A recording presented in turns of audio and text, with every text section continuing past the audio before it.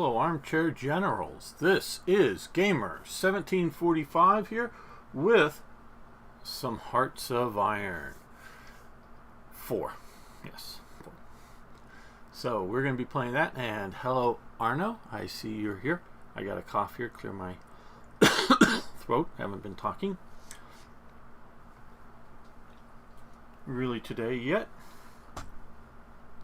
Still morning for me, at least. Okay, we are deep. Well, no, we're not deep into the invasion of the Soviet Union, but we're invading with, I would say, mixed results. One thing, you wait till sometime in June to be able to get where is it? Yeah, Fear Directive 21, I believe it is. Or no, it's this one. Campaign instructions against the Soviets. That is very, very helpful. Okay, well, we got a bunch of these pilots we can promote, so we're going to do that. And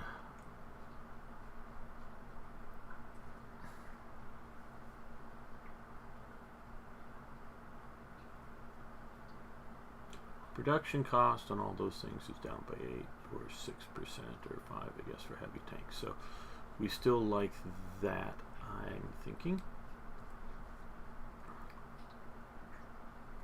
We're coming through with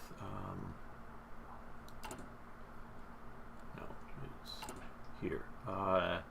In 157 days, we can get 2 more oil fields at least started to turn over.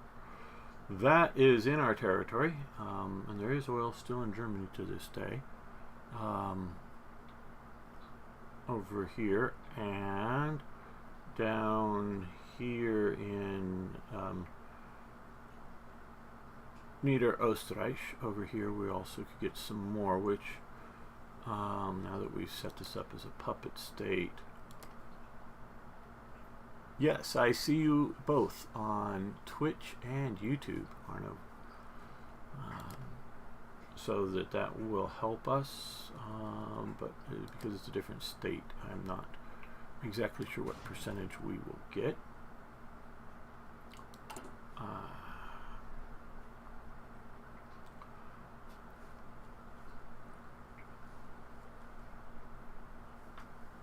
Here with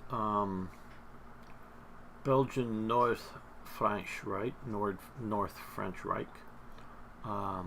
These 2 areas here, since they're now, I don't know if I want to use the term independent countries, but a separate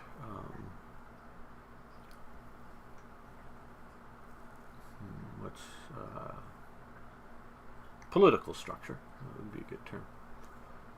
Here we can, well, let's see if we can come here, and here we go. Reichskommissar. Interesting Wolf's Hook, and that is the Leon de Grelle, like we talked about earlier. That Wolf's Hook thing is, man, you know, I'm having a moderately fair amount of fun here, and partially it is procrastination, partially it's other elements, but I gotta get my studio and my library set back up again. So we can see here that they have 61% NSDAP support, 13 communists, 13 democratic, and 13 what they're calling non-aligned. They have war support of 95, stability 42. So Intel Ledger, I don't know how much that's useful for us, but we could improve relations. I don't think we will. Ask for control of state. I don't think we're going to do that, because that's what we sort of set them up to do, is to control those states, and they're doing industrial effort here. Very good. Such bonus for industry. Okay. Armaments and civilian factory. Civilian. Okay. hopefully, I guess they continue down it. I don't know.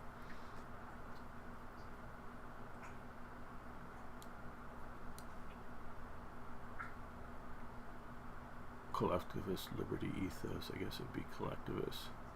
Internationalism focus, nationalism focus is what they do there, but I think I would prefer them to do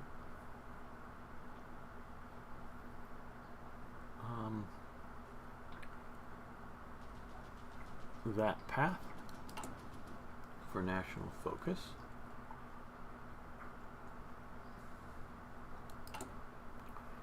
So,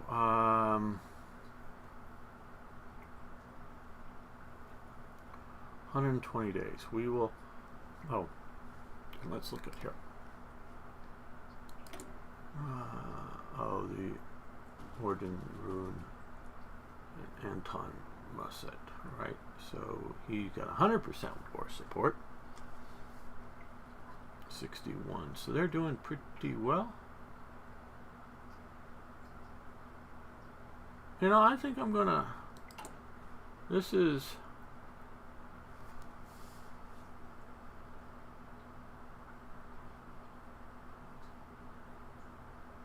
which grants army experience, daily fascism support.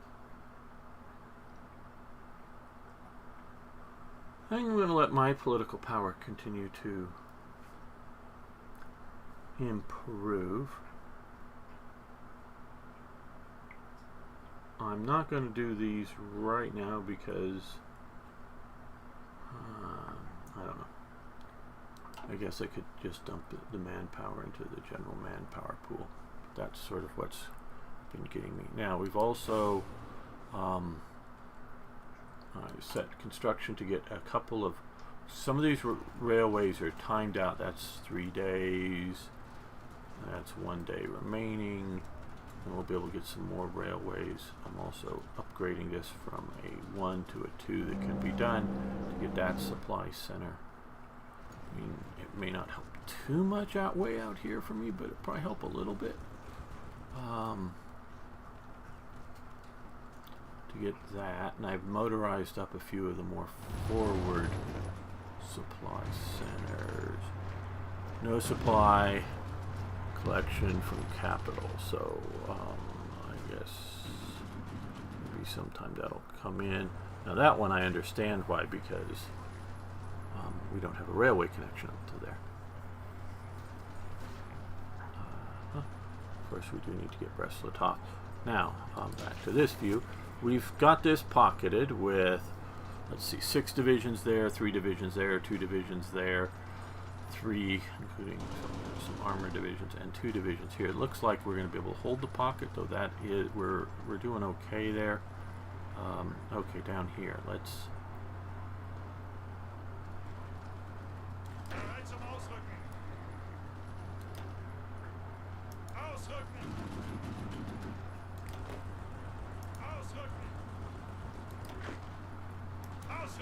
Reinforce, and let's reinforce there, because that is sort of precarious, but we're doing well in that combat.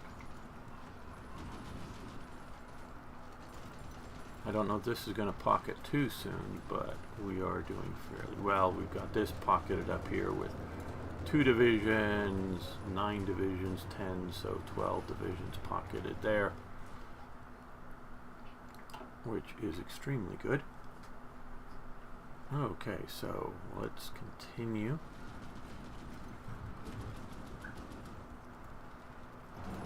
Our push forward.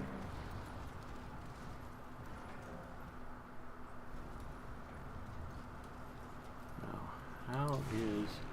Okay, so we've got green everywhere except, well, I'm not talking about there, but everywhere except the center, but at least we've got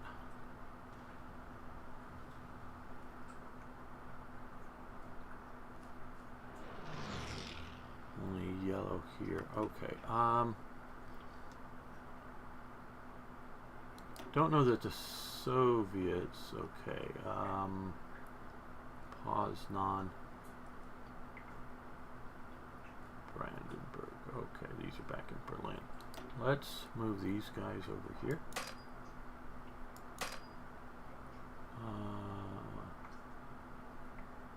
Oh, they're way back at Poznan. No wonder they can't operate there. What more forward base do we have? We have up here and down here that we have spare room. I think we'll come to here, and then from there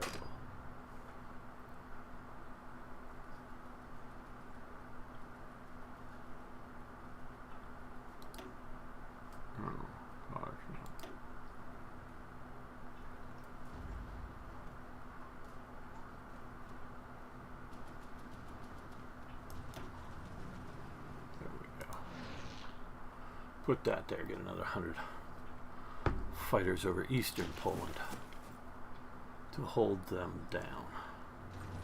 Oh, we could maybe move up here. Yeah, we'll get here first and maybe shift some other forces. Here. Right. We have a modest amount of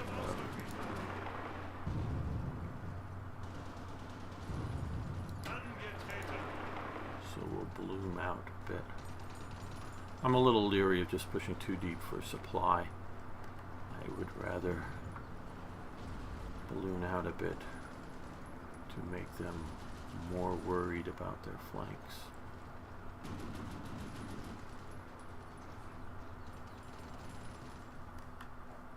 Down here we're, well, I don't know if about ready's the right term, but we're definitely pushing to pocket all these forces in here. Start sending you out.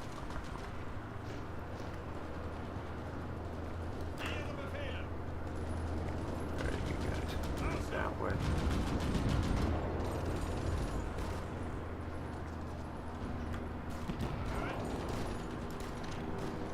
No, not all of you.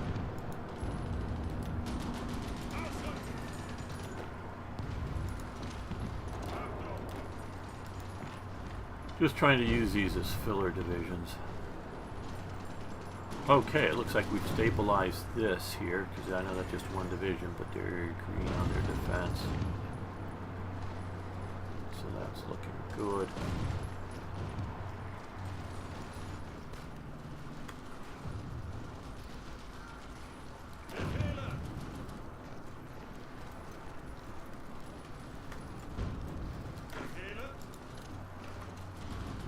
Join that push. You move to there. You move that way. You can come up to there.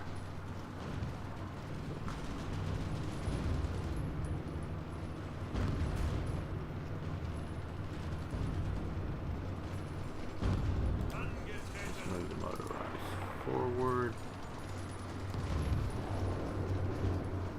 Okay, we're crossed whatever river this is.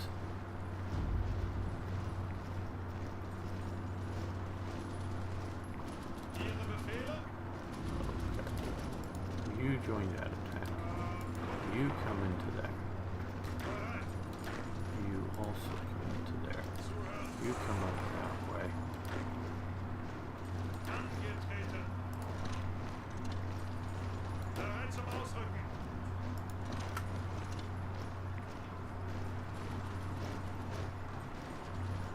I wonder how much the AI thinks about holding railroads.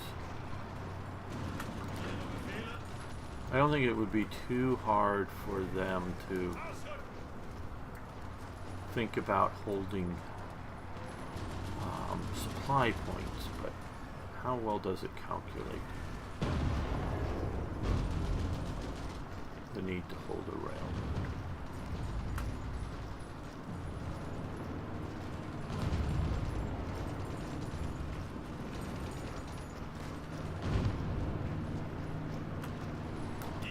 Unassigned division. Oh, that's that one here. Eating up all of our tanks. We only got 2 tanks in it. Now let's look at production. Now if you don't like, and obviously they don't pay me any money, or anything, so I'm not sponsored by it. But if you don't like managing things like production, this really isn't the game for you.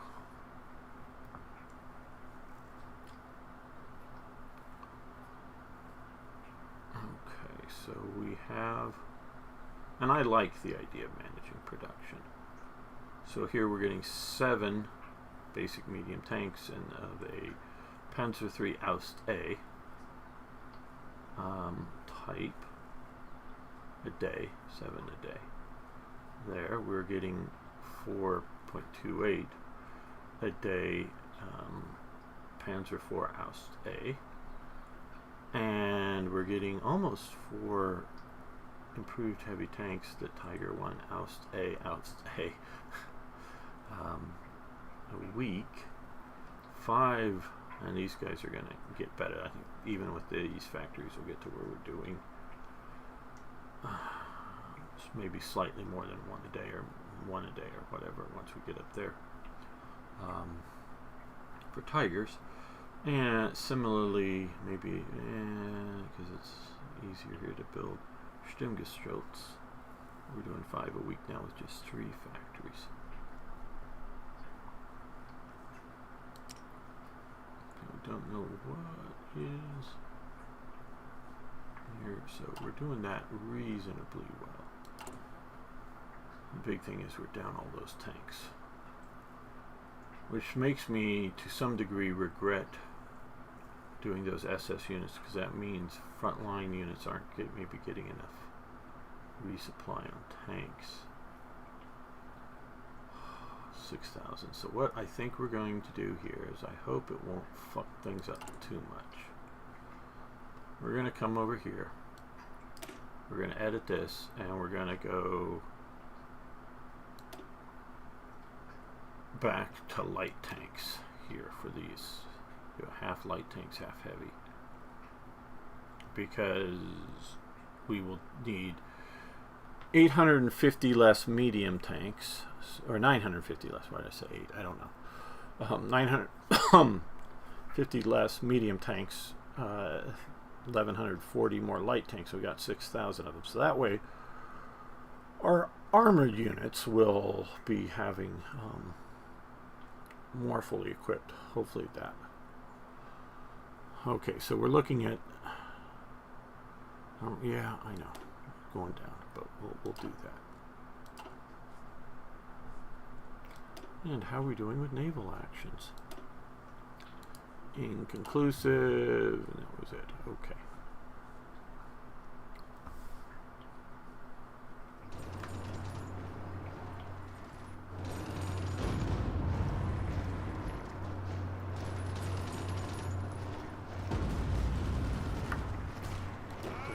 Here.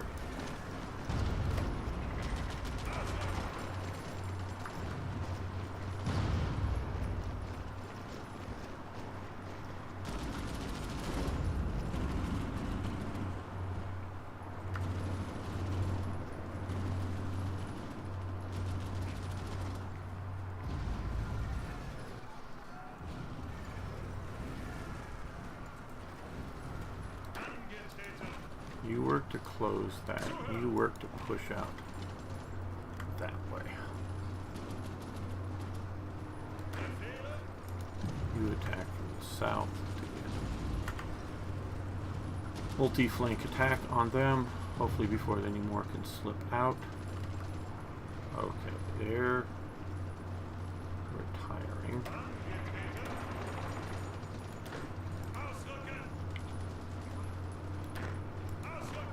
Send those up that way.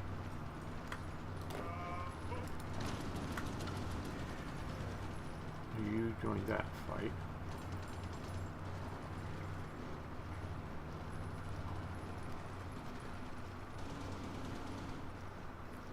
They've got to be running down on supplies.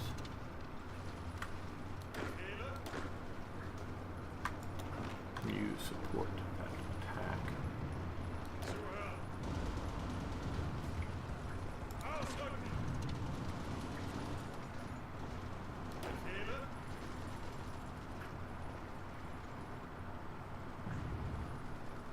These guys are all looking in good organized shape, so let's push with those two there against that one, and you support there so you won't leave your post. Let's send the infantry division down here and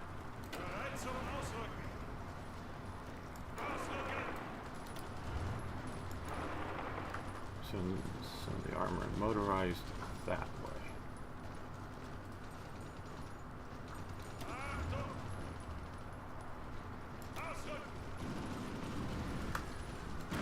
Okay, they're pushing up that way, so that's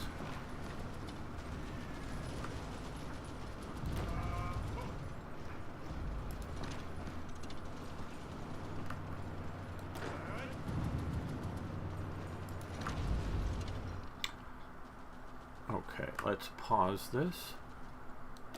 Check this out. Let's see what happened up here. Ooh, we sunk a Soviet submarine. Very good. Now, what I want to come back to is this and railways. What can we start? Because see, this, we need to upgrade this here, and I'm going to move it right up here. Now we'll keep pushing some of the others down. But you see, that's supplying 25, so we're fairly forward there, and that's 14, so that's good, because it looks like we got these three all the way to here. So that is very good. Once we get Brest-Litovsk, we'll get a little bit more deeper in. And get those upgraded there. That'll be good. Get that to level 2 all the way up to there. We're upgrading here to supply more into Bessarabia. Alright, that's very nice. Very nice indeed. Hey folk, how you doing? Just looked up from being that Gamer has too many troops on the front of Papayette Swamp. Yes, I know where you're talking about here. What, and you're right, it's too many troops. What I'm obviously trying to do is pocket here, and I want to I presume they have looked at, I have, and I presume somebody's looked around for it, though we talked last weekend about some of the various simple mistakes that I'm sure they could easily crowdsource information, like railway maps, because I have some, you know, railway maps. It seems like there's a lot of railway here in what is a very swampy area, which to me indicates one of two things, or maybe one of three things. One is this map is badly drawn, meaning the shape of these provinces aren't good. So there may be railroads here, but the swamp is not all of this province, is maybe the northern half or something. And this loop here, you know, goes around through it. Or it's not all swampy. Or, yeah, not swampy or badly drawn, or the railways are, because you don't build railways through swamps, guys. You really, really don't. So I don't know. I haven't looked deep into it. So I definitely want to secure, because again, if we look at this here, secure through here to here, have lighter pushing. These guys here are surrounding the, you know, pocketing here, and are intended to go more or less north around this, is at least the plan, the idea. But you're right, there's too many bogged down at the time.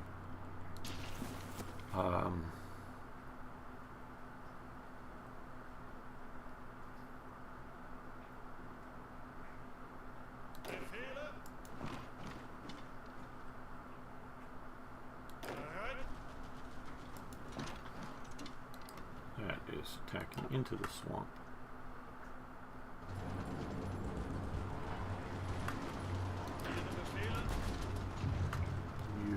and help defend there.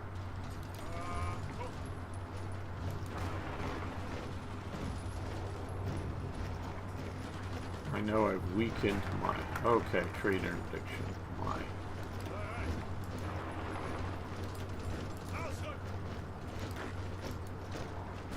Panzer divisions.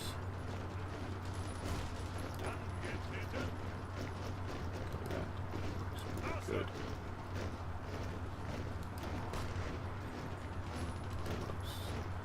Looks a little better organized so that we're hitting them from 2 directions with hopefully enough force. Okay, trying to pick out better organized divisions to keep this pressure up here. I know it's now down to, it's up to 9 divisions, but we don't want them to have too much of a break. Keep that pressure up. Okay. I think it's time to subjugate Romania's economy. Make sure the oil flows mostly to us. Oh.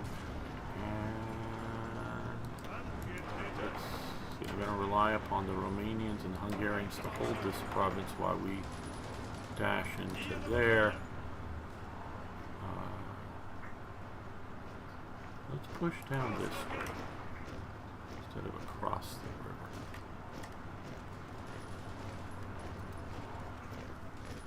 Okay, we pushed up to here, so let's push. Oh, pause. Let's push here.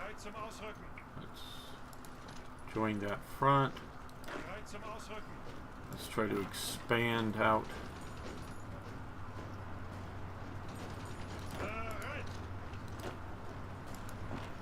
Our holdings. Since they're already attacking, we'll join the attack. Not that it's going to do too much good, but at least help our allies some. Let them reorganize a little bit. Oh, looks like we've won the Battle of Brest-Litovsk. Very good. I know they're sending in some reinforcements, but...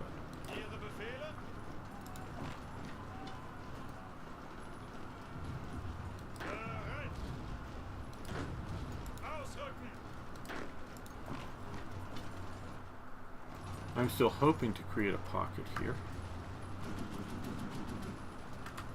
Hello, the Goat Daniel 7. How you doing?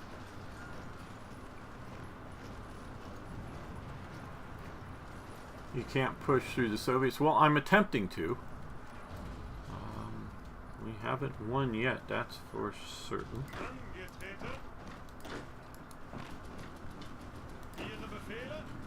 Can you support that attack?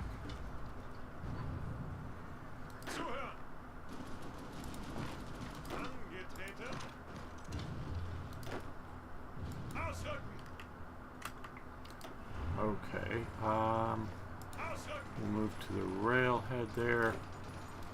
We'll move up there. And you support that attack. One division attacked the moving division, so he won't be entrenched. You join that. Push to the north.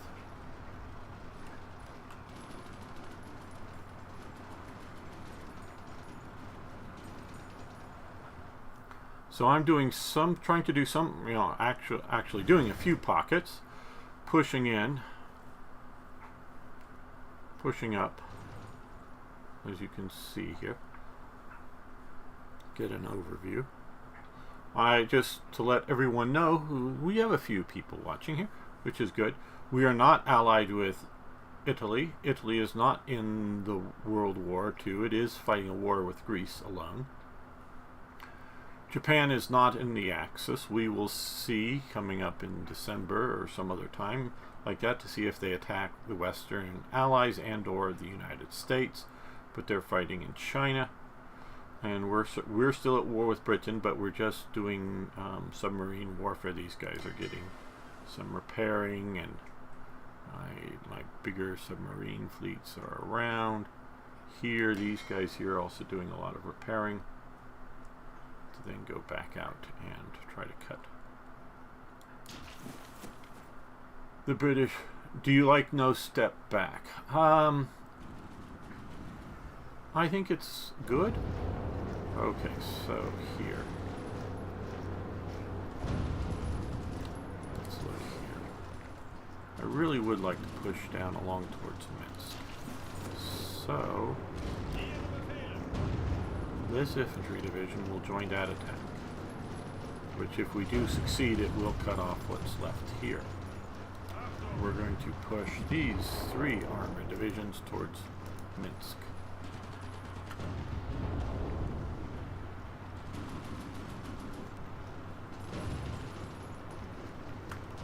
These guys are supply starved. We'll send 1 there.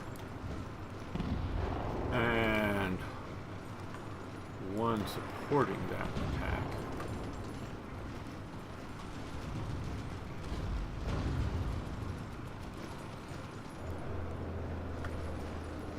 We're getting some reinforcements up this way. Let's add you and attack there.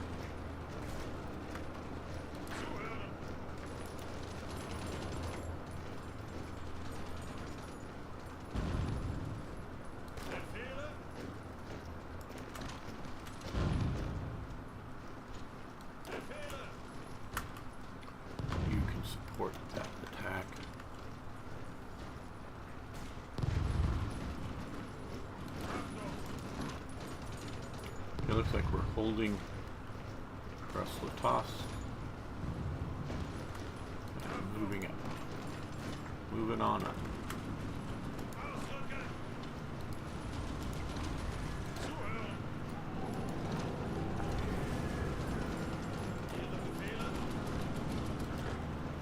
Okay, we'll send in the more organized division this way.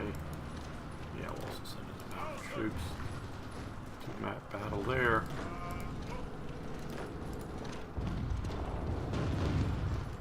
Oh, you're not killing the pockets, that's why. Well, yeah, we're pushing around.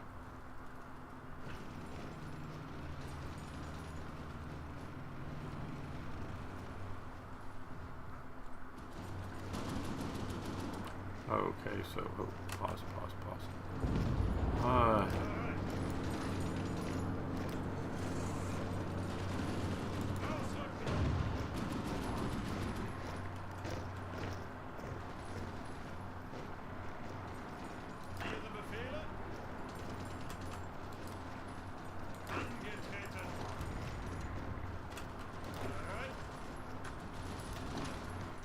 You support that.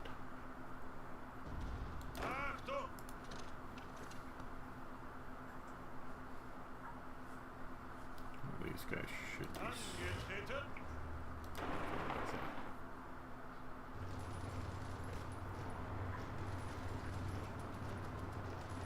Okay, so we push pretty deep. Looks like we're somewhat secure in our line of retreat if things go not well. Let's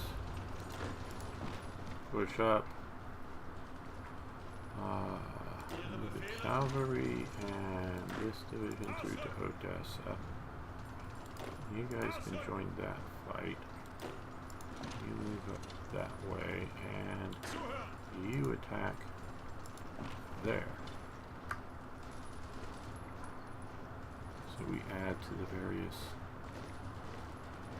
Romanian pushes.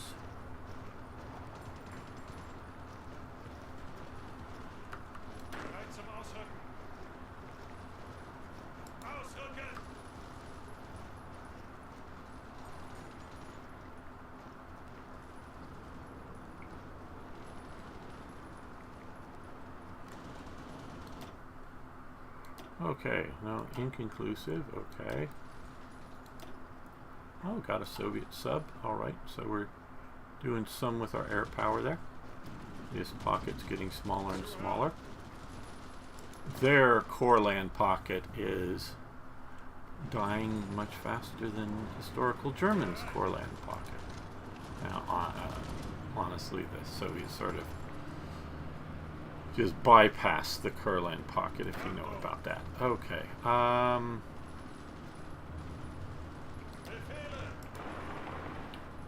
you guys move that way.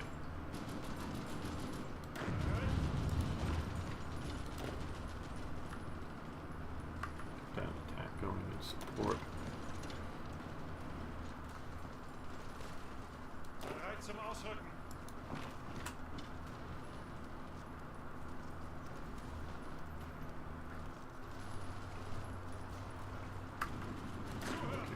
Cavalry up to there. Help on this defensive battle.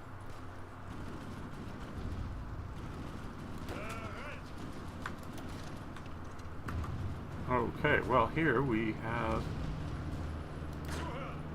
this division is now no longer occupied with fighting.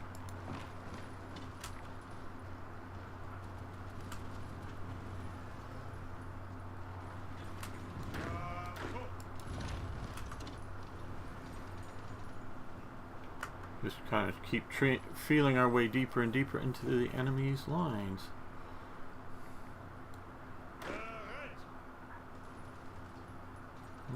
I think it'd be more important to go that way.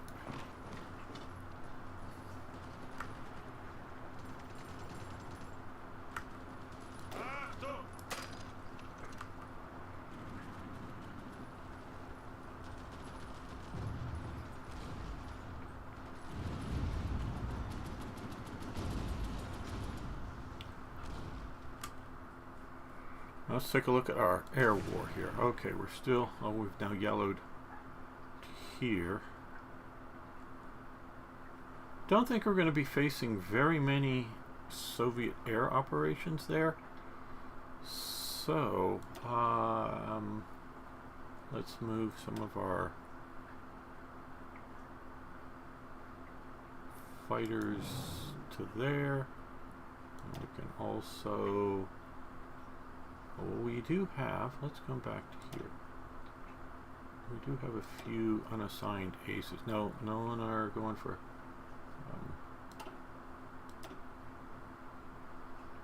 heavy. Yeah, okay. We can't go into heavy fighters, I guess. None of the ones we have available. Okay. So let's do that.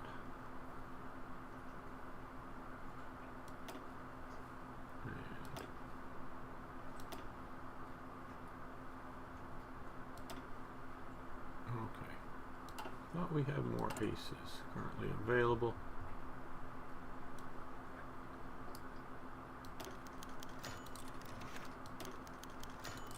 Well, now we have those.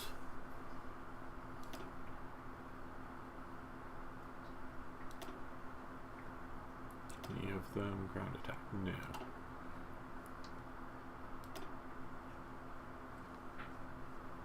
Let's look at our aces down here. No. Maybe they just auto-assigned. Okay, let's see. Do you have plane designs? Yes. Encircle the south, simple yes. Do you have the air regular training man? That's why you're not getting green air. Okay.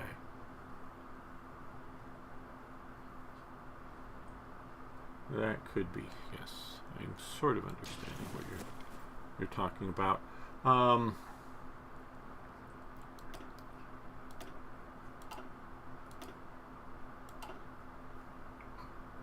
So we need to move up our air soon.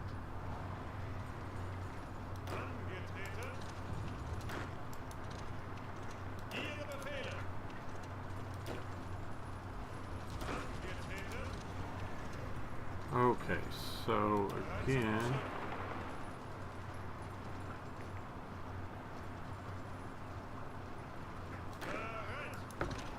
let's push there, and you push there.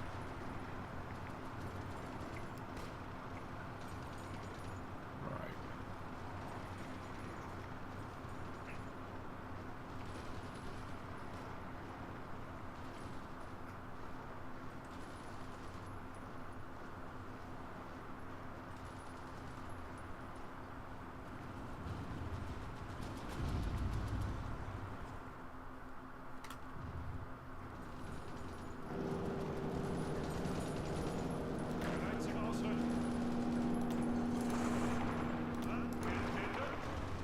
A little bit of a bold move, but I think we can risk it for the moment. Okay, divisions that are not currently in operation, let's move them forward.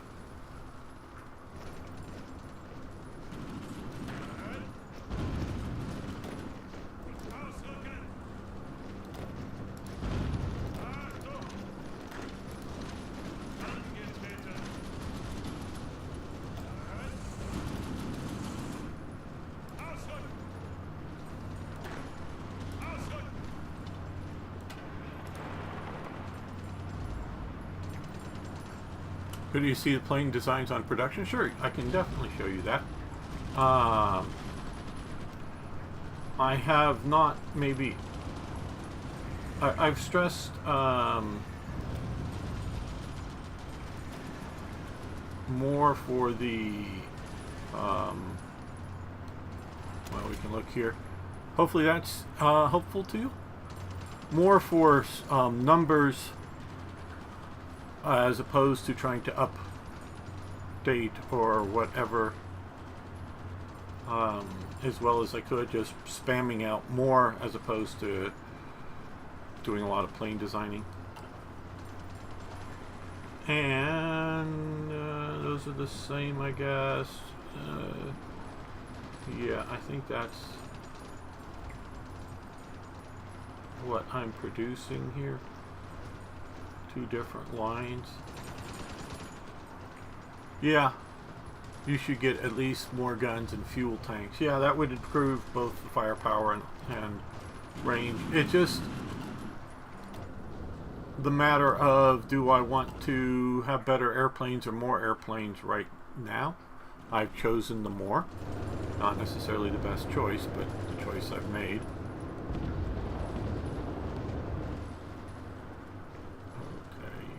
Up here defending. Let's no, okay, so we've closed this pocket. Looks like it's going to hold. You join the push there from the south.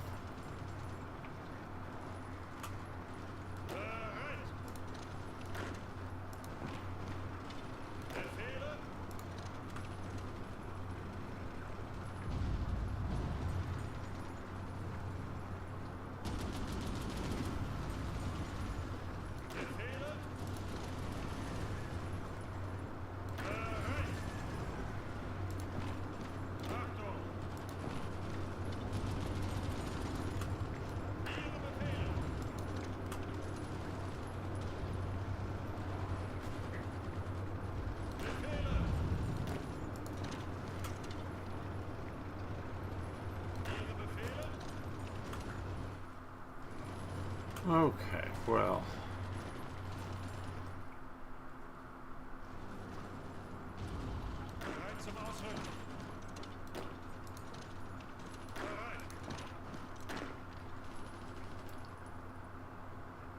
Better airplanes is better than more. I don't disagree. It's just the choice I made. You will need man in the field and Navy than Air Forces. Yes. Well, okay, let's see. You could make the better design and solely make and introduce better versions and keep the first versions in production. Yes. FR, it will help out the war effort. Yeah,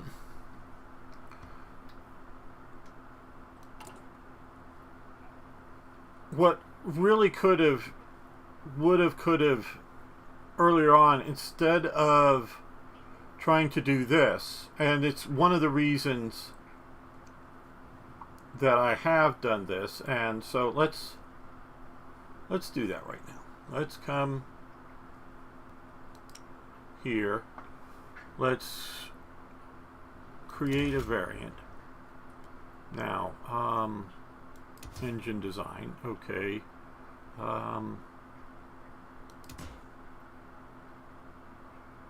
We have more than enough air experience. I think we want to stick, let's see, we currently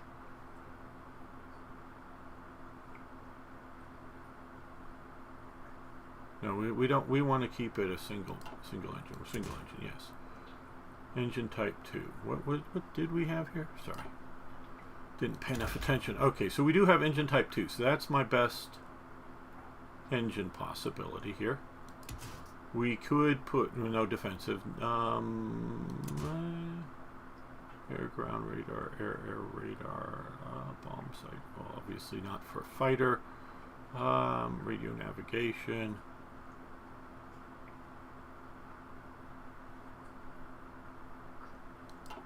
Oh, keep clicking the wrong place.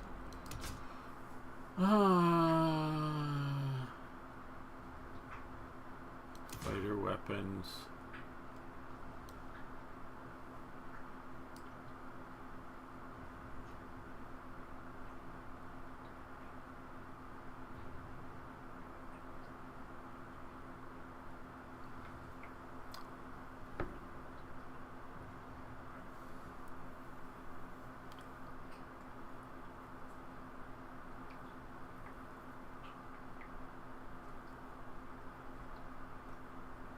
Could go with that. So we're keeping the, the standard machine guns there. We're adding that.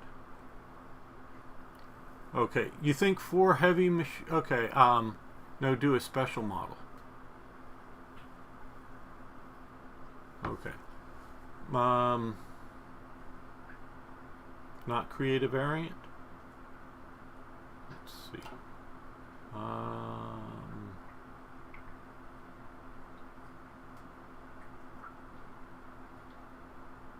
I don't know what you mean by create, because I want to create a variant, not...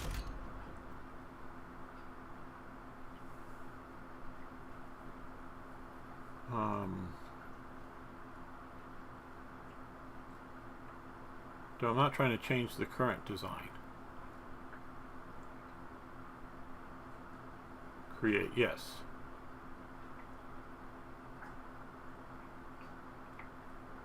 Create, yes, that's what we're doing. No, like you added it and save it.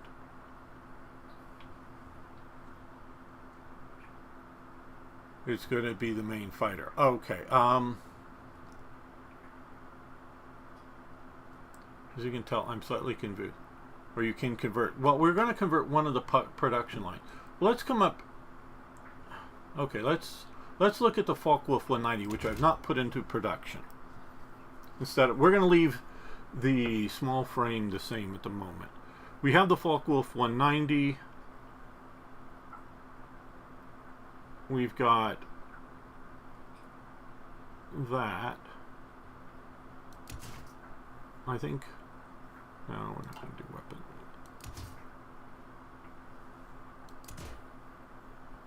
Armor plate. Drop tanks.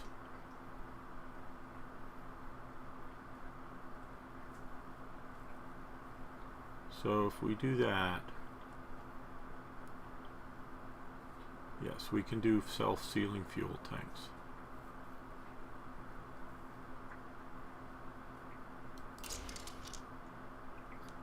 And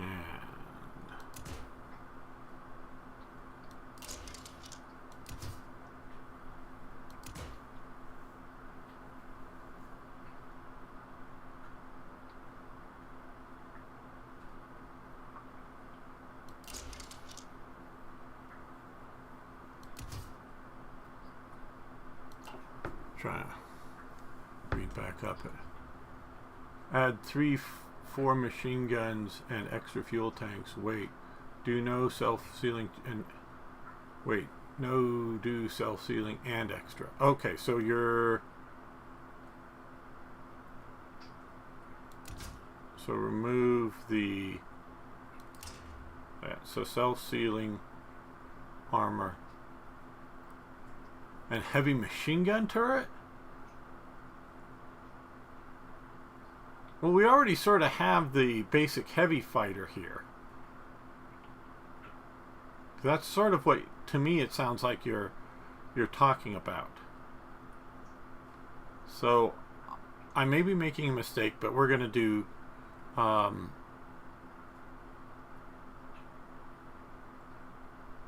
this. And then I want to just make sure that I'm going to come to this production line here and go with that to convert that over. Now, if you're talking about here, so let's go to our heavy fighter.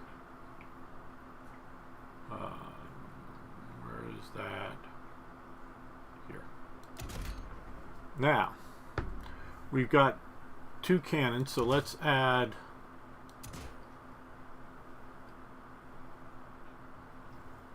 what, 4 heavy machine guns and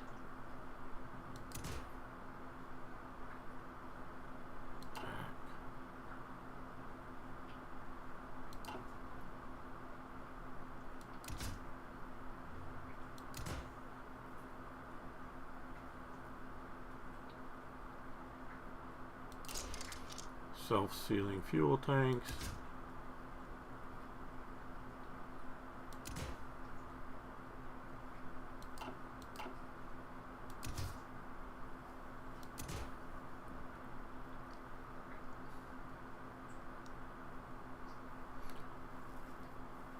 Defense, this is the, oh, meta and extra fuel, right?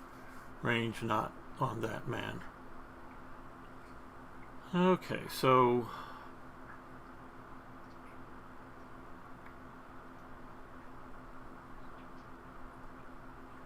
production cost. Okay, air defense one. We can do this the light one. Hope. Weight exceeds thrust. No, okay, back.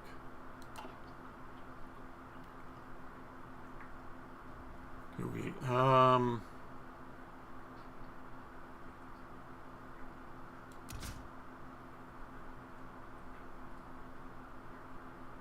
I don't know that I want to do that. So let's go back and get rid of self-sealing fuel tanks. There we go. So now we've upgraded our... Oop. Okay, we need more rubber. Well, let's get it from Vichy France.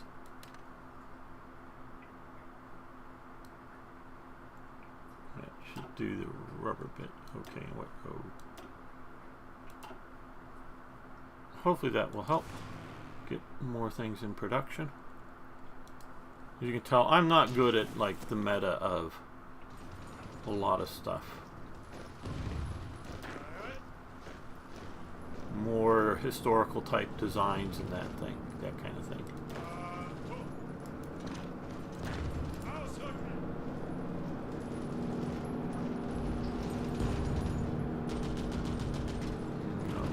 You stop the push there.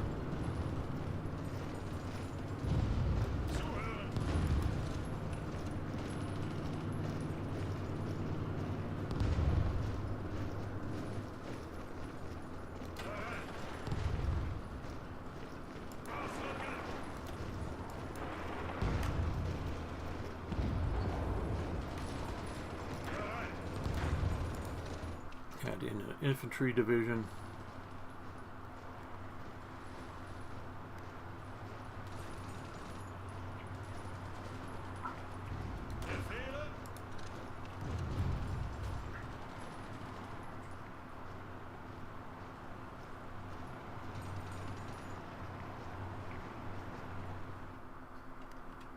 Okay, we're still battling the little pocket.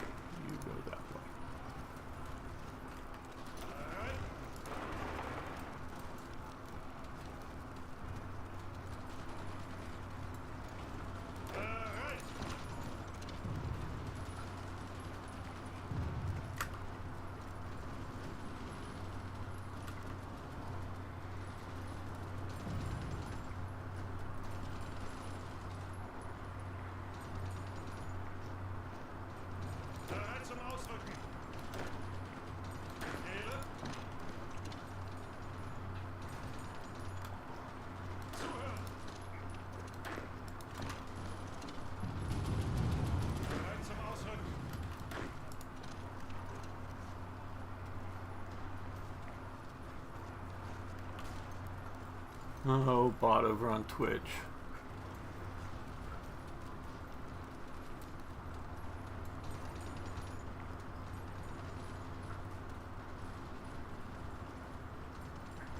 Yeah, I wasted some XP on it, but look at, I'm already maxed out of my XP, so you're not wrong. I'm not saying you're wrong, but it's just, you know, whatever at this point with XP.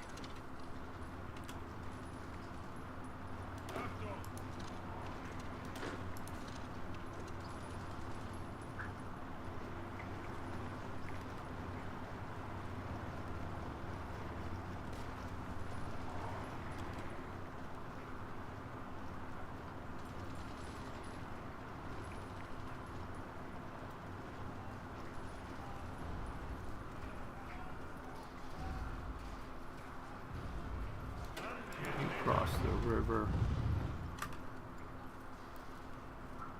Just afraid to push out too far.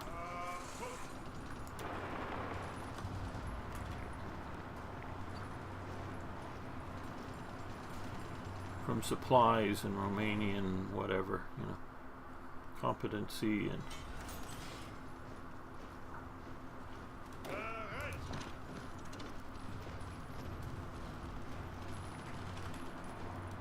okay, well, you can come to here and you can come up to talent. And you guys can go there. You can keep moving to there. And you can come down to here. You come up around that way. And you come to that way.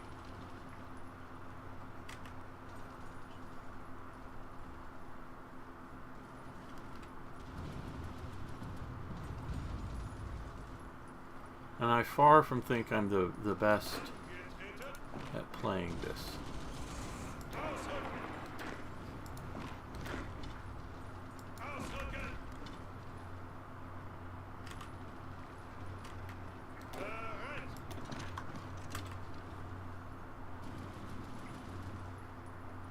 Keep pressure on them, keep pushing forward.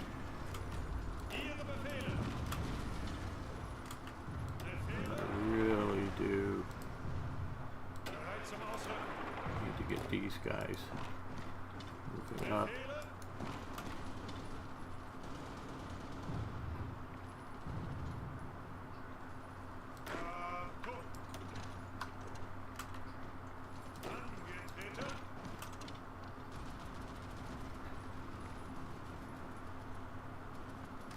Okay, now these guys have reorganized up from what I remember them being like.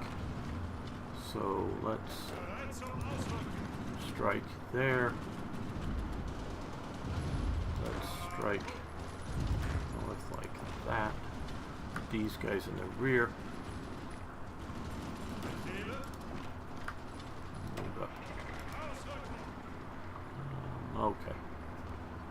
Wasn't the plan, but we can do it.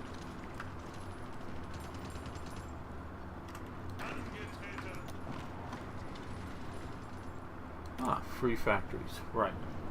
Well, let's add one to that for the fun of it. We had the rubber.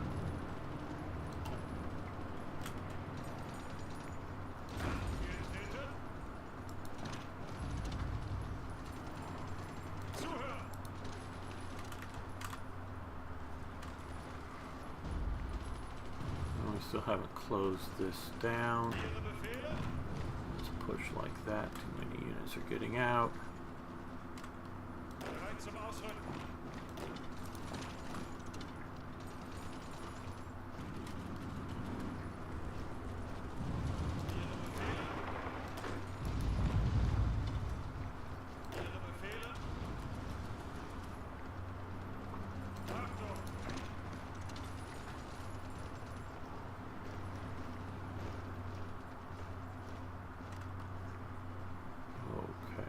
Well, you can join that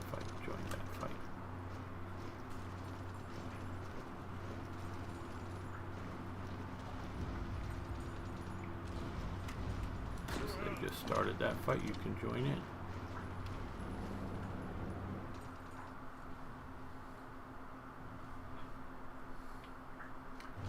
Yeah, the Romanians are doing pretty well. Let's come back and see how we're doing up here.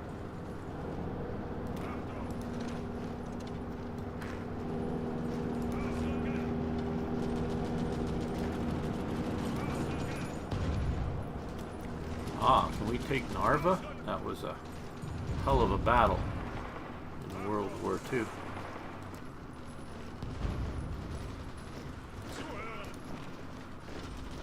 Okay, they are defending Tallinn.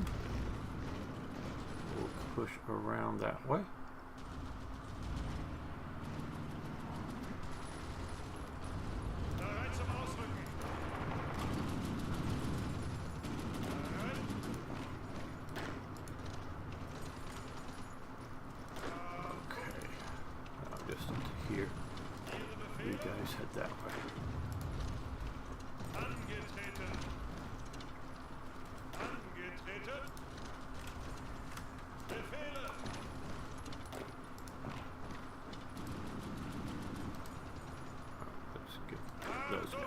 There we go.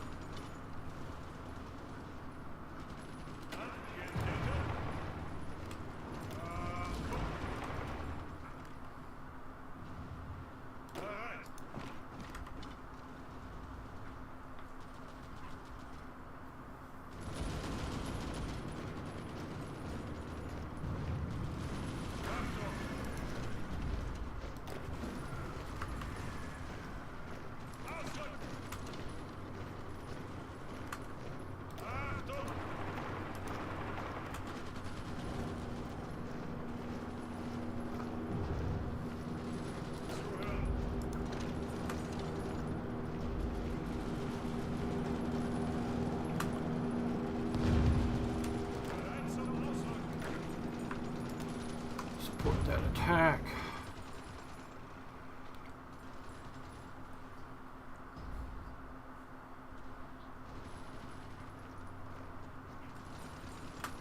Oh, hey. Gotta pay attention better. Okay, let's move you along this path. You along this path.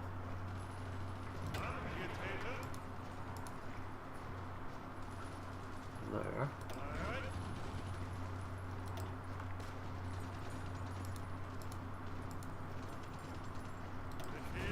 Second Panzer this way.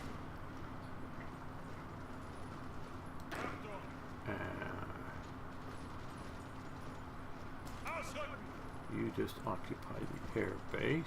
Now you come up that way. You guys move that way. You join the attack there.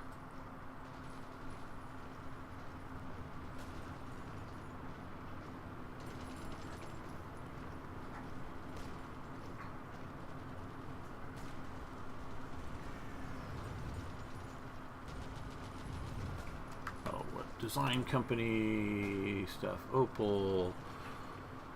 Okay, well.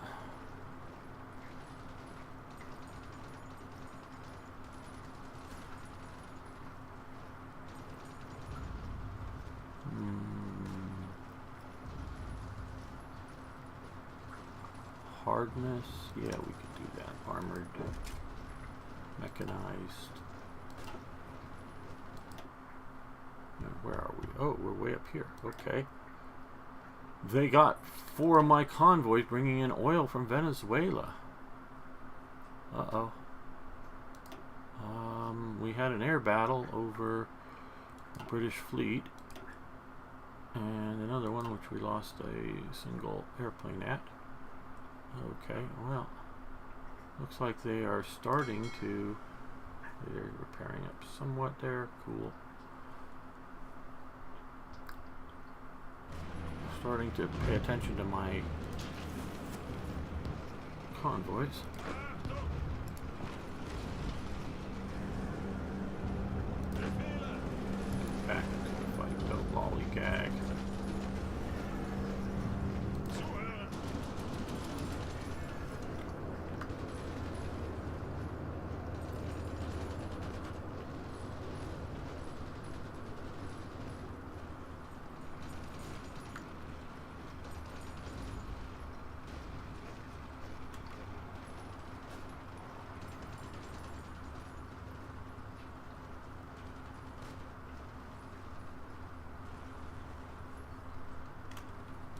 Okay, guys.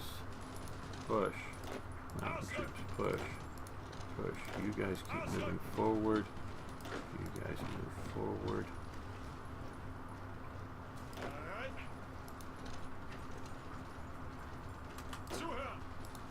You punch into there, cut them off even more.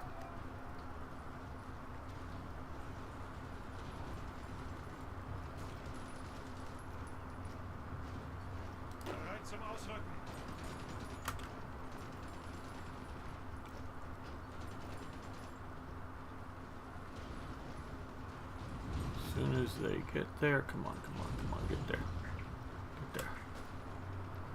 Okay. Yeah, you keep moving. You guys join that southern push. Now you start pushing south immediately just to tie them down.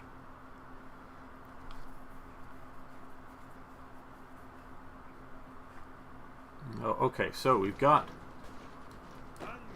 the whole Kurland pocket. Let's move forward. Forward. Okay, that's stalled out. Let's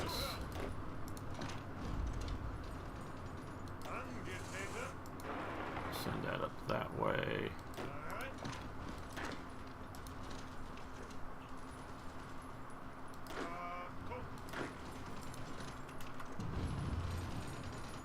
You hit him in the flank, and you support.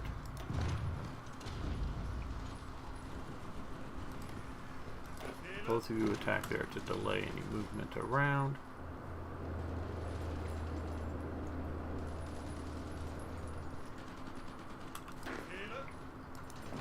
You join that fight in the forest, and move up.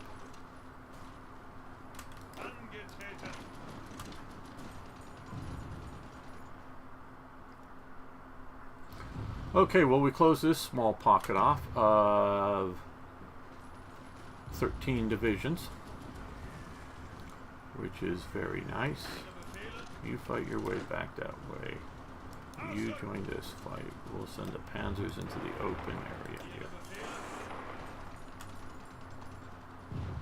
And we've got this closed up right now.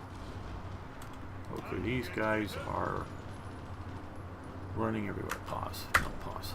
Okay, we were paused. Okay, you head towards Kiev. You head up along the rail line here.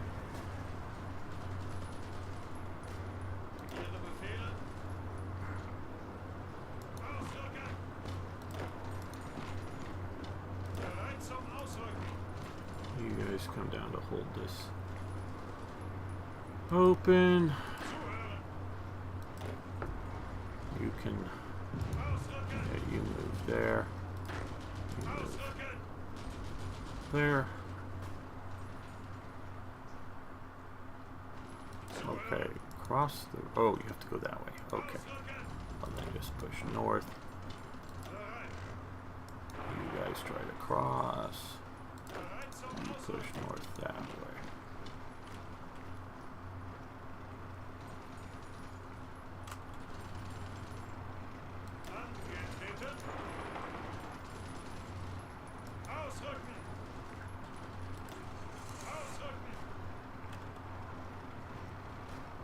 Use mobility to keep them off balance. Okay, so they're starting to collapse down here. We're getting a lot of support from Romania and Hungary, which is great. How is this unit doing? Okay, it's fully equipped now because I weakened my panzer divisions. Let's send him up here. How are we doing for spare medium tanks? Okay, we have 360. So far, we're not in the actual red of any equipment at the moment. That is a good thing. And yes, I know, Arno, we've looked at naval battles already, and we'll look again. Okay, down by one. As Finland wants to move troops through our territory. Yes, you may do so. I don't know what territory you want to move them through, but you can do so. No, we're not joining. We are definitely not doing a Mediterranean campaign this time. And yeah, we got a few people watching here, and a few people will watch later. Again, this series, I go way back with HOI IV to the beta stage, and I know a lot of you have already heard this, but I got burnt out on it 2+ years ago, and I had been before that just playing, various modded games. So I stepped away from it. So a lot has changed since I was really deep into playing it. So, and, I definitely don't know the best metas for the aircraft and whatnot in the game. I would prefer to play with historical models of aircraft, tanks, and whatever, as opposed to meta models of aircraft, tanks, and what ships and whatever. That's just my preference. And then make choices within the historical models, if you will. That's my preference, because I want to play not a meta game, but a game which is based in a certain reality. I say that here because in sort of relearning HOI IV, and I'll get to sort of my starting point here in a moment, is I want to look at some of the big what-ifs of World War II. I've long thought, as in 30+ years, that Italy was much more of a drain on the Axis than a benefit to the Axis. Because if you have, let's just look at it this way. If you're if you're Czechoslovakia, and you're looking at a conflict with Germany,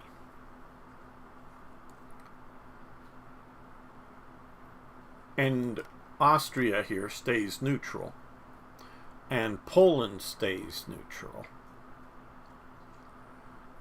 you have a defensive line of mountains that you can fortify, which they did.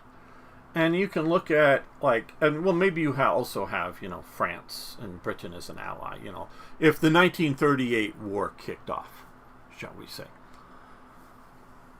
With Mussolini, I know by 1938 Austria is being, has already been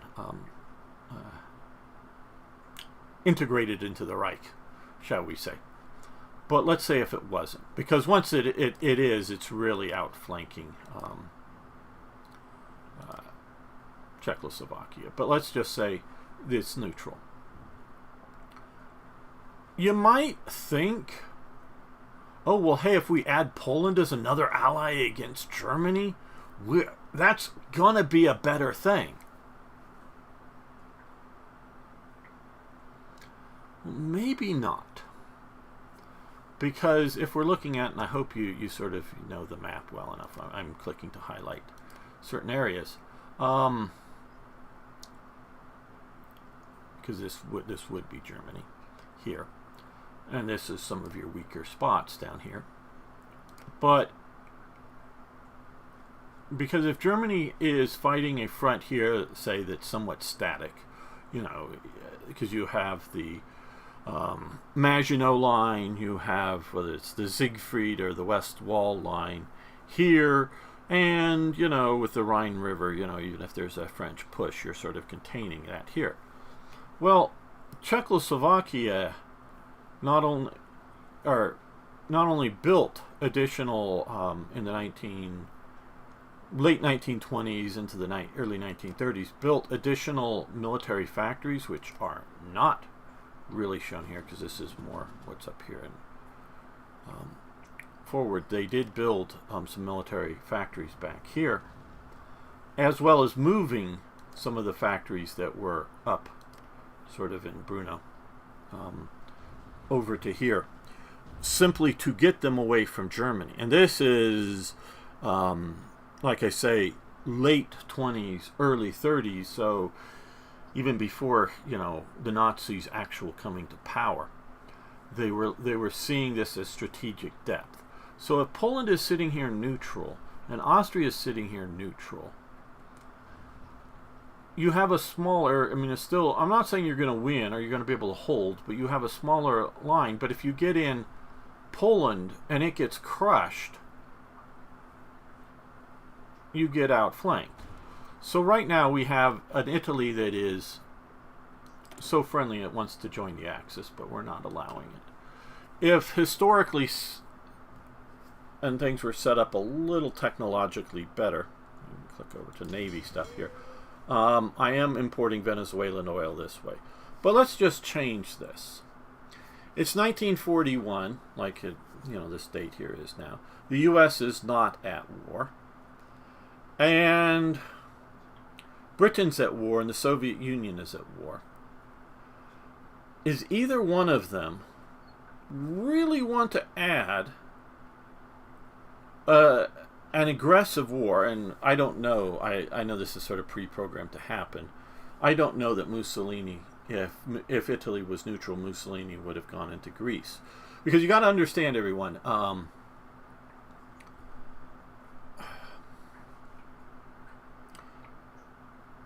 Mussolini does want Greece to be part of the, new Roman Empire. But a lot of it, especially in the timing and whatnot, was because he was doing so badly, about ready to lose in North Africa. He decides to open up this front. Now you may be thinking, oh, hey, you're losing a war, why expand the war, right? Well, Japan does that too in World War II, very, very stupidly. Part of the reason they see to and want to expand the war when they're no, I'm not saying they're losing, when they're unable to win. They're definitely not losing to China, but they're not able to achieve victory. Those are two different things. There was, I'm talking before December 7th, 1941. There is no real thoughts that China was going to be able to crush Japan. Might. Oh, hey, if they run out of steel, which they were never going to run out of steel. They were just more and more limited for steel because they're getting steel production, both iron and they had steel factories back in Japan. But they also made new steel factories up in Manchukuo, as well as iron deposits and coal deposits. So that they weren't going to run out of iron and coal and steel, and they were still putting a lot, in, and again, the story goes, and I think it's undisputed, that the final bribe to get the Navy to go into the war, because Japan is at times during this time period, 1941, is almost at a civil war. And it's a civil war between the Army and the Navy.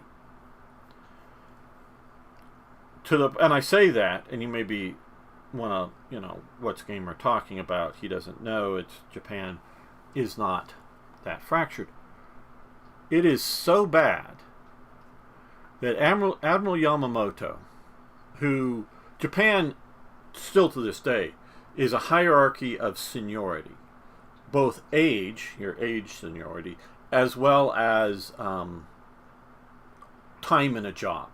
So even if you're slightly older than somebody else, but you're new to a company or new to a particular type of job, you're more senior people in your job, not necessarily your leaders, your bosses, but just co-workers that are in theory the same, pay scale, and maybe are the same pay scale and have the same job description. Just being at that job longer means you're senior, so you have deference to them, and age also has deference to it. So all that's working on. So Yamamoto is not in charge of the Navy. Now he is probably, outside of some, you know, intelligence types, but of the higher people, and he is definitely the most respected naval leader within the Navy. He is also the biggest American expert. Because again, you know, I know, again, a lot of you watched my you know, high folk and watched a lot of my videos. He comes and gets educated, higher education, in America. He's known as a very good poker player. And it's not just, I forget what school he was at learning. It's not just that he's learning here. And it's not just that, you know, he does the usual thing, coming across, you know, the Pacific in a ship and then just taking a train across. He visits places like Detroit and Texas and other parts of the United States. So he's not like visited every 50 states, but he's seen all the oil that this is going to produce. He sees all the industry that this area is going to produce. And so he knows, and also that however much they might be able to, you know, if you get rid of the fleet, they might be able to do strikes to destroy, you know, shipyards and whatnot, from being able to produce and repair ships. They can't touch, almost literally can't touch, the East Coast and the Gulf Coast production of ships. So, you know, you can be constantly bombing and ravaging these ports and even knocking out the Panama Canal. And the U.S. can just build a big super fleet and sail it, you know, all the way around, and then, you know, secure the coastline. There's no way, and he knows it. There is no way Japan is going to be able to defeat America. So he is convincing the hierarchy of the Japanese Navy not to go to war with the United States. And this is so apparent to the Army that, I forget, is it the Yamato or one of the battleships? He is trapped, and even though he's sitting in Yokohama Harbor, which is sort of a naval harbor, and not that he never leaves the ship, but he is trapped aboard the ship. He's living aboard the ship, so much so that it is the only ship that, you know, through World War II, that has an air conditioning unit put on it for his cabins. So just that, you know, sort of like a window air conditioner kind of thing, outside of his cabins, to air condition his cabins, because he can't leave the ship. And ships are big metal boxes that get hot in summer. You know, where a Japanese house is wood, and you know, the famous sort of paper walls and whatnot that are designed, even when they're not just paper, are designed to, you know, open up to have breezes and, you know, whatnot. And, so he's living on board a metal box because, and not like I say he never leaves it, but they don't want him, and definitely not going outside of the naval base. They don't want him in such a vulnerable position to either be assassinated, because there has been assassinations, or be taken prisoner by the Army. And so he is trapped aboard the battleship, just sitting there. And they know if the Navy or the Army, unless they really do a civil war, they can't take out the naval leadership. They can assassinate or take out a particular admiral. And so this is how close, when I say civil war, I mean it's verging on a civil war. The final bribe to get the Navy to go along with the Pacific War is a much larger share of the steel, so that they can complete some of their ships. It's like, okay, you know, basically like, okay, and there's a bunch of other things, but okay, we will, you know, increase it, you know, 10 tons a month or 100 tons a month, whatever it is, more steel going to the Navy and whatever you want to do with it out of the budget of the steel. Because the Army mostly controls, because they control Manchukuo, mostly controls the steel production. And so that is finally like, okay, you mean we get to complete some of our ships that have been slowly being built out, partially because of just production time, but partially because whether it's, you know, major hull pieces or just steel allocations for, you know, naval anti-aircraft gun barrels, you know, that kind of stuff. And they get a larger steel allocation, and they go to war. And part of it is seeing the Navy as an unutilized asset. Yes, the Navy is patrolling and basically shutting off the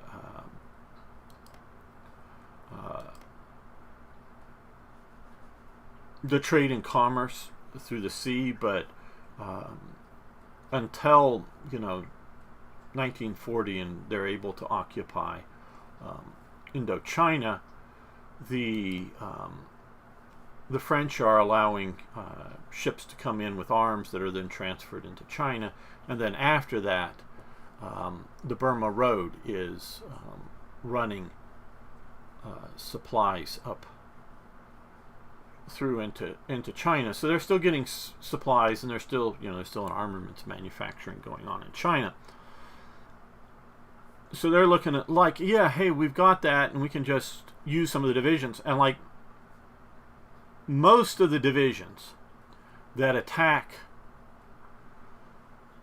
the Philippines are not really Japanese divisions. I looked into this. More than half of the divisions that attack are sort of mixed divisions, in which basically the majority of the soldiers are Taiwanese. So, it's a sort of shall we say, a subgroup of Chinese, because Taiwanese are not quite the sort of Han Chinese of China. They're, it's sort of like saying an Italian is a different, is different than a Frenchman. If you were to go, because that's sort of what China would be sort of like saying Latin Europe, whether you throw in Romania or not, but Latin Europe is a long-standing country. You got Frenchmen, you got Italians, you got, Portuguese, and then you got Castilian and Aragonese, another in Spain. So you've got all these different sort of, and Castilian, and to this day, Castilian, and I wouldn't know the difference. His flagship was Negato. Thank you, folk. Yeah, that would be the ship. Yeah, and it's not, the whole ship isn't air conditioned. It's just sort of his cabin so that he can, be in, at 2 o'clock in the afternoon and not be sweating in board his ship.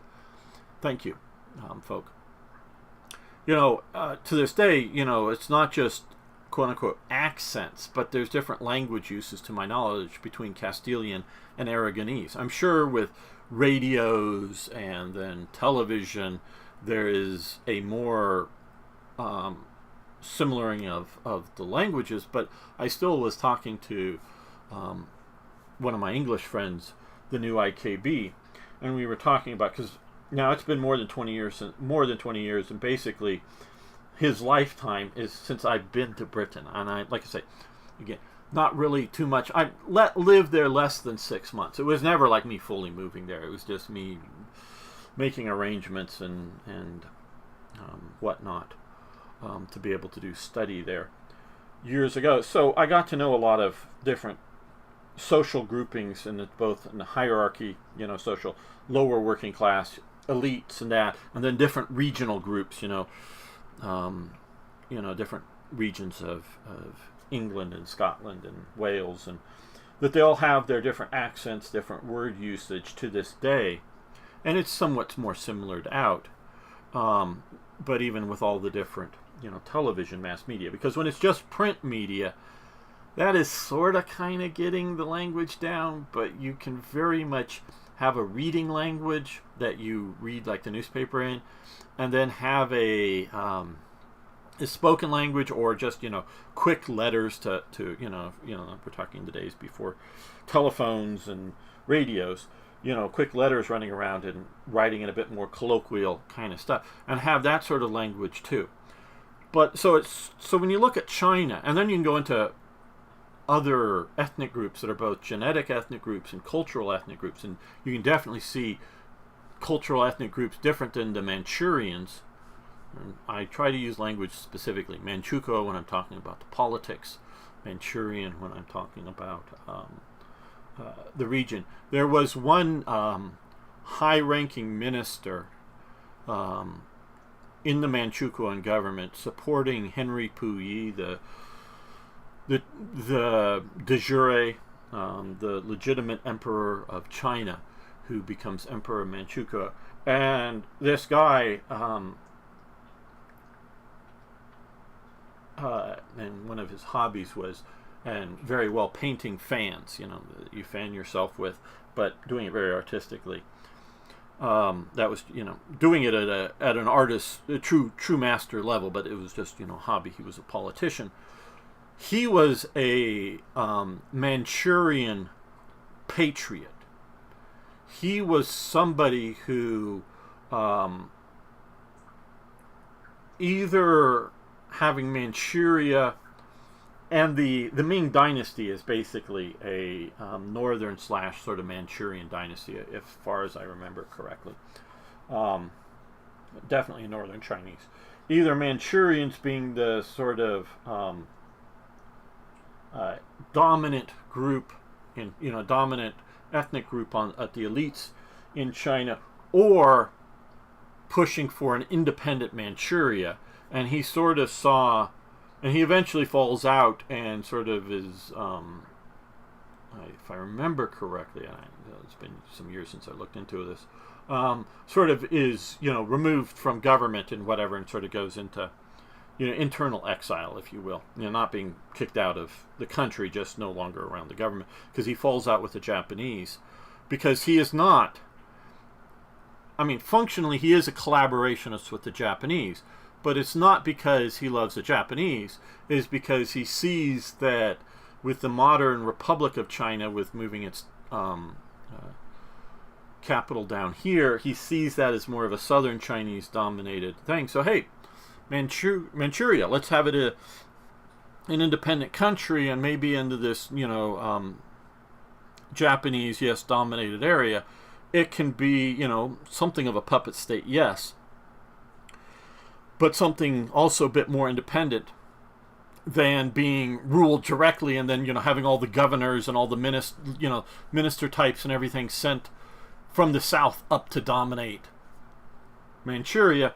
He really, and if you look into him, he obviously the modern Chinese communists won't probably want to recognize this, but I would consider him a Manchurian, not a Chinese, but a Manchurian patriot, who in tough times, clashes of empires, global empire, he's chosen what he thought would best achieve long-term goal for Manchuria, not just, which there's definitely some various warlords that go over to supporting, the reorganized government of, the Republic of China, just as either, hey, Japan's going to win, or win or lose or whatever, the best deal I can make is with the Japanese, that you might look as traitors. He's looking at this as and I'll get back to the original point in a moment, looking at as a way to achieve a lasting Manchuria, and I'm saying it that way because Manchukuo is sort of the Japanese word for it, a lasting Manchuria that has, I don't know whether long-term he's viewing it as an absolute monarchy of a Manchurian emperor, or simply eventually maybe like in a modern sense, a figurehead emperor with a more representative government under it. But so if you're looking at China, you got to look at it. And I can't come up with some names, but there's other ethnic genetic groups in China that are still to this day there, and still millions strong, that are still speaking Cantonese is just like a more complicated version of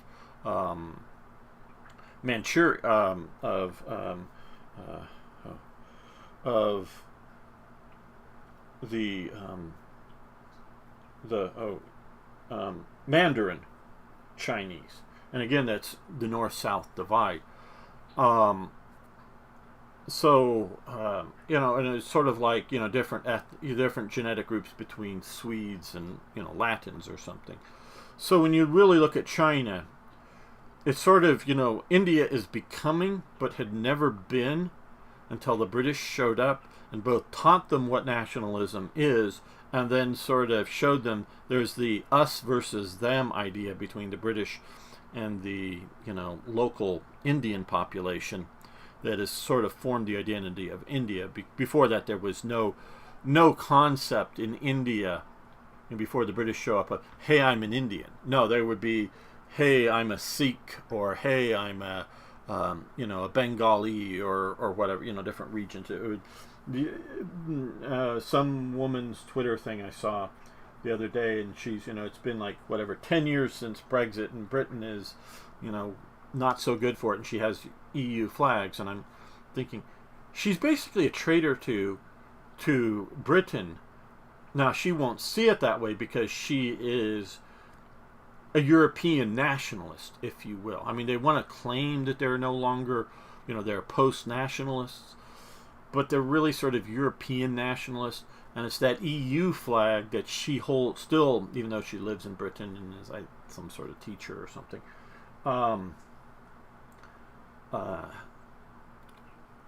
She holds herself to be, an EU patriot, not a British patriot. And so that you got to understand that about China is just that their Roman Empire, their Qin Empire, and I'm using those as parallel, never fell. Never fell. Oh, it was conquered by the Mongols, and then unconquered by the Mongols, and then conquered, eventually sort of in the last phase, conquered by the Manchurians. And then it was, Sun Yat-sen in 1910, I believe it was, that does the revolution that gets rid of Puyi from being, the emperor of China and turning it into a republic. But that's just changing from, the Roman Republic, from a republic to an empire, back to a republic or something. It's changing the forms and structures of government, but without ever the Roman Empire ever falling. And the closest it's probably come, I would say, would be the sort of post leading up to World War II, but the post collapse of the imperial government with the warlords, if there was going to break up into the idea of other countries, where Korea was dominated by China, but Koreans and Vietnam at times was, before the French, especially coastally, was dominated by China, but never saw themselves as Chinese. But the rest. And Taiwanese were always sort of these islander people, maybe not quite as distinct as Japanese and Filipinos, but this other sort of cultural and ethnic group that generally spoke a Chinese language. But they were never, and still to this day, especially if you do sort of single out and find the more indigenous, because like a few 100,000 mainlanders come over to Taiwan, or Formosa Island at the time, but escape the communists that come over into Taiwan. And I'm not quite sure the balance between in modern Taiwan between and I sometimes hate using the word indigenous because I don't want to. I almost said indigenous when talking about the British versus the people of India, but I caught myself because there's the Mughals and various other, the Aryans and various other waves of conquest and settlement into India, including a bunch coming from Africa. That there are millions, and I mean this, millions of somewhere around here of Indians that speak Indian language that are clearly genetically African, that were brought over at some stages, unlike the Arabs who castrated and mostly only took men. The Indian slave traders brought huge numbers, but there's like millions of Africans, but they've been there so long, like 500-600 years or something, that they speak Indian languages, but they look African. So this is not all an indigenous people versus European conquerors, because even the Mongols are just a corruption of Mongols. So that was one of the rulers as well as settlers were Mongols that came into India.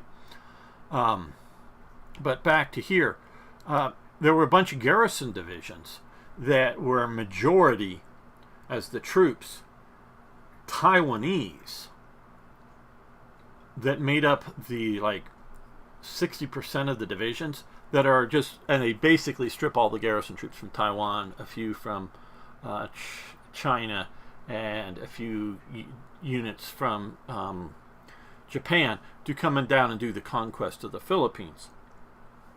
And so you're not even getting hardcore, never say die ethnic Japanese that are wannabe samurai type spirits that are guys that are coming in. You're getting this sort of garrison divisions that are coming down and slamming into the Philippines. So you're sort of taking that as well as the very small number. And it's only after the conquest of the Philippines and after the conquest of Malaya that they then do secondary waves. Hey, Jemnuska. Good to have you here. The ruling ethnicity is Manchu, but the Manchurians, population of Manchuria, are mostly Han. Okay, very good. But Manchu dynasty is Qing, not Ming.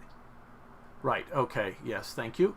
I do get these things a little mixed up. Taiwanese are Han, but not Northern Han. Sinhalese and Cantonese are also... Yeah, oh, yes. Oh, I know. The Cantonese are Han Chinese is sort of like what I'm saying... and definitely my understanding is like saying Latins,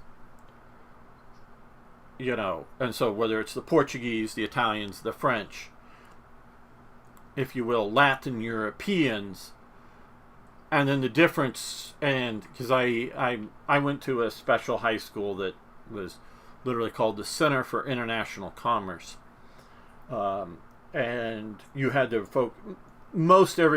they had special training in this. Because I was a weeb before you came up with weeb, I went to it because one of the three languages that they particularly offered. One or two people still took other languages, but most everyone studied either Japanese, Russian, or Chinese. And it was not, and I talked to, had friends that were in the Chinese program, and they go, oh my God, Cantonese is way more complicated and difficult than the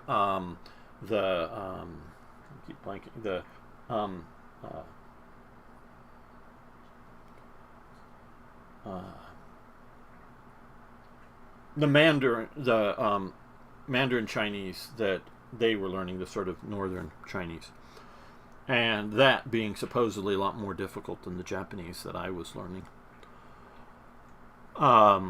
So yeah, I understand. I don't have it all in my head. I know Japan better than I know China, and yeah, I don't know China, super well, for sure. Know it better than probably the average American. Mandarin, yes, thank you. Repeat. Hello, Repeat. Good to have you here as well. I sometimes, as you guys know, blank on names and trying to pull out all the different threads of things that I know. And so, yeah, you have the different flavors. But again, like I'm saying, that there's the sort of the Han Chinese, and then these other ethnic groups.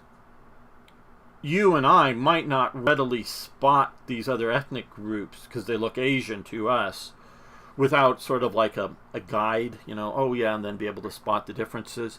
It's just like if you throw some Chinese and bunch of Europeans mixed around in a room, they, okay, they might be able to pick out the blonde hair from the dark hair, but they're not going to pick out the Slavic differences from an Iberian Peninsula type things. If they had a chart or something, they could maybe pick it out, but they're not naturally to it.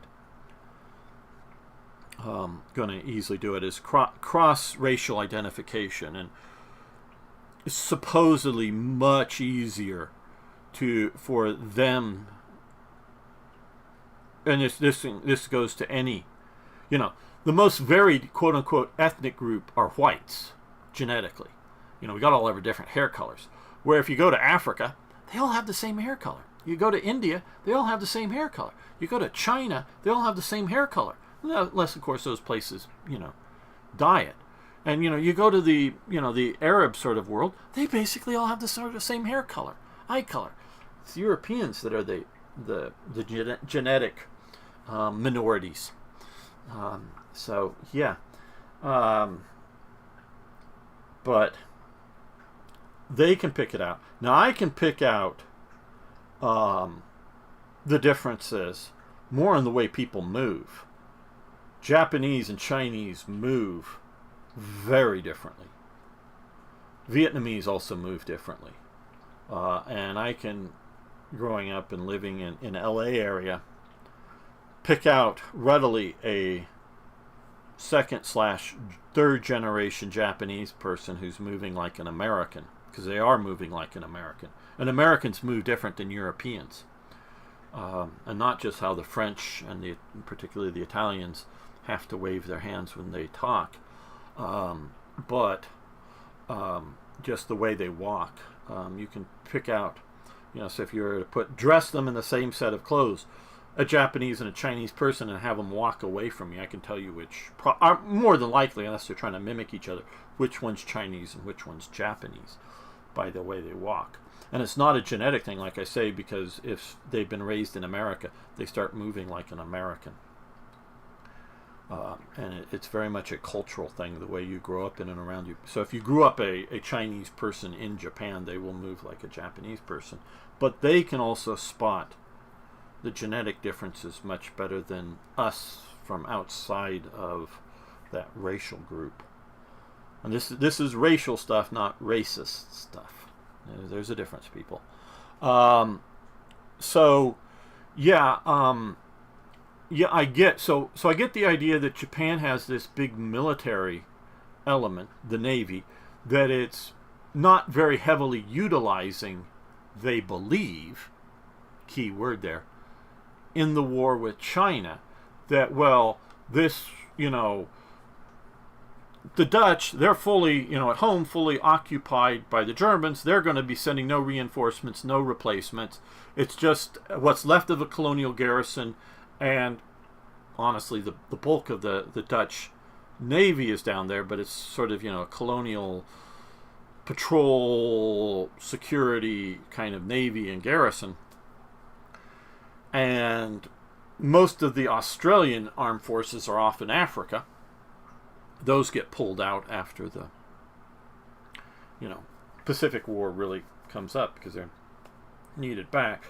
And there's just sort of, garrison British units, and, a bunch of them, including, garrisoning in places like Hong Kong, are Indian troops, which I don't think they have very big respect for.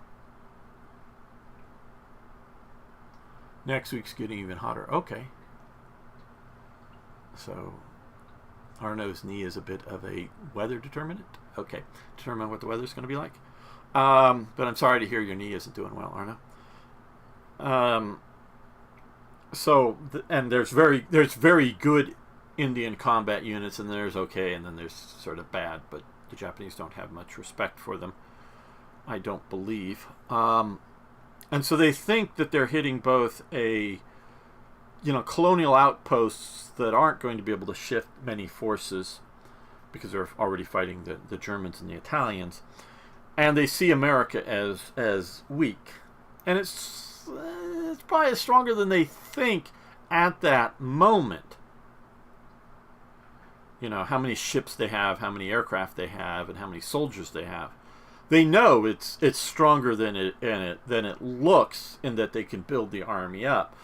But will the after they deliver a serious defeat or two, one defeat sinking the Navy, the second defeat taking their main colonial possession. This is also at the time a colonial possession is seen as such. It is a territory, not a state. And even Alaska is also a territory and not a state. So seeing it in those sort of lights, taking two big defeats, will the Americans make a settlement over it? Yamamoto, what was his, I'll give you 6 months of victory or whatever, and then we're doomed, because he knows, and he basically does. I mean, it's that the three carriers surviving the Pearl Harbor attack, because they weren't there, somewhat mitigates his 6 months of victories. And he's very right at that he can do that, but he knows ultimately they're doomed.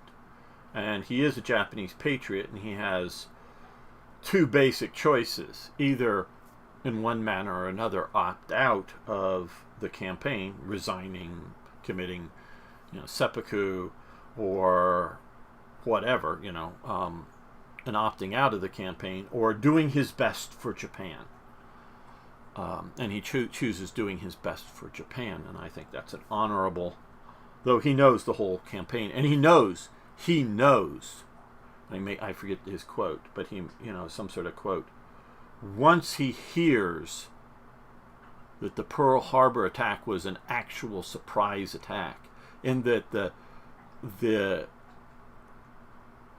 America, generally speaking, but even the Pearl Harbor garrison, had not heard that they were at war. I mean, it was, the idea was, hey, we're at war now. Okay, everybody, they got to think, the Americans, okay, guys, we got to get ready for this war that Japan has declared on us because, negotiations went sour. Okay, we got, bam, we're hit. Meaning that the whole fleet hanging out here, I think it was north or wherever it was, north, but hanging out here was meant to be a complete and total surprise. But not the war and the attack. That the idea that the fleet was anywhere near Hawaii, that was meant to be a surprise. But not that we're at war with Japan. He knew the war was lost. For him, basically, it would be December 8th because they were still on the Tokyo time and not the American time. So on December 7th or December 8th, whatever day, he knows the war is lost then. He knows there isn't going to be a, post like Tsushima, where they sink the Russian Imperial fleet, because, they're the Japanese in Port Arthur and up here in Vladivostok and whatnot have been fighting, and the Russian fleet gets sunk down here. That now that the Russian Imperial fleet is sunk, now that we can have put on by Teddy Roosevelt peace talks and a peace settlement, he knows there isn't going to be a peace settlement. He knows that. There is no hope to having any sort of peace settlement. It is victory or defeat, and he knows Japan is going to be defeated. He does not know what the post-war world is going to look like for Japan, but he knows Japan is defeated that day. Or the day that he actually, because it takes a while for them to get back to Japan and really understand what happened sort of diplomatically, politically. He knows that Japan was defeated that day. And Americans were going to be entirely bad. Because he knows from looking at American culture, if you do if you challenge somebody to, two guys in a bar room or just wherever to a fight and they have to punch out with each other, they know that they can become friends or something. May even be that. Or just, go away with one way or one's a victor or not, or another. But if you walk up from behind from somebody in America and slug them, though you've now created enemies. Americans aren't going to just sit back and let that happen culturally. He understands America enough to understand that. But Japan's Navy really was being used militarily. One of the most militarily effective armies in World War II was the Swiss Army. They were so effing effective that nobody invaded them. Okay? The Belgian army, the Dutch army, they weren't very effective because somebody invaded them. And they lost. We all know that the Swiss army would have lost to a serious German invasion. I don't know if it would have lost to a serious Italian invasion, or whether it would have been sort of like a winter war kind of scenario. But they would have lost to. It wouldn't have been like Hitler. I think partially because of his experience with Czechoslovakia and Austria or whatever. Oh, it would be just like his quote or something, just like sweeping him out with a broom, because he thinks, mistakenly, I believe, he thinks there is too much support by the German, and that's who he thinks are going to be the most militarily sound people, by the German ethnic group, to just not put up a real defense against a serious invasion. I know the higher leadership really plans on fighting. I sort of kind of believe, don't know, but I sort of kind of believe that the soldiers would have really fought. And because talking to people around, I'll get to Arno and other people's chats in just a moment. So, Japan, my point is, Japan can't win one war, so starts a second one that's ultimately going to doom it, right? Well, Italy's already in World War II. I'm getting back to the original point about the Mediterranean front. Italy is already in a war in World War II. It is losing it. Now, Italy has the ships, including the Navy, though it can be sunk, but it isn't yet sunk, that it can reinforce into Tripoli. The problem is, it's not going to readily be able to supply. If you move all the Italian army down here, and then send it, particularly away from a port, but it's going to die of, if not die of thirst, it's going to, literally die of thirst, because can they get enough water to the Italian army that's fighting down here from wherever, whatever water sources they have? It's going to die of starvation. And even maybe before actual starvation, it's going to die of starvation of munitions, bullets and artillery shells. But it has an army, and it can readily come across what it sees, the narrow straits here, and into Albania, and take out Greece. And by doing so, not just only does he increase his empire and show to the Italian people, yeah, we have a victorious front, but you can't sink Crete, right? You can't sink the Peloponnese.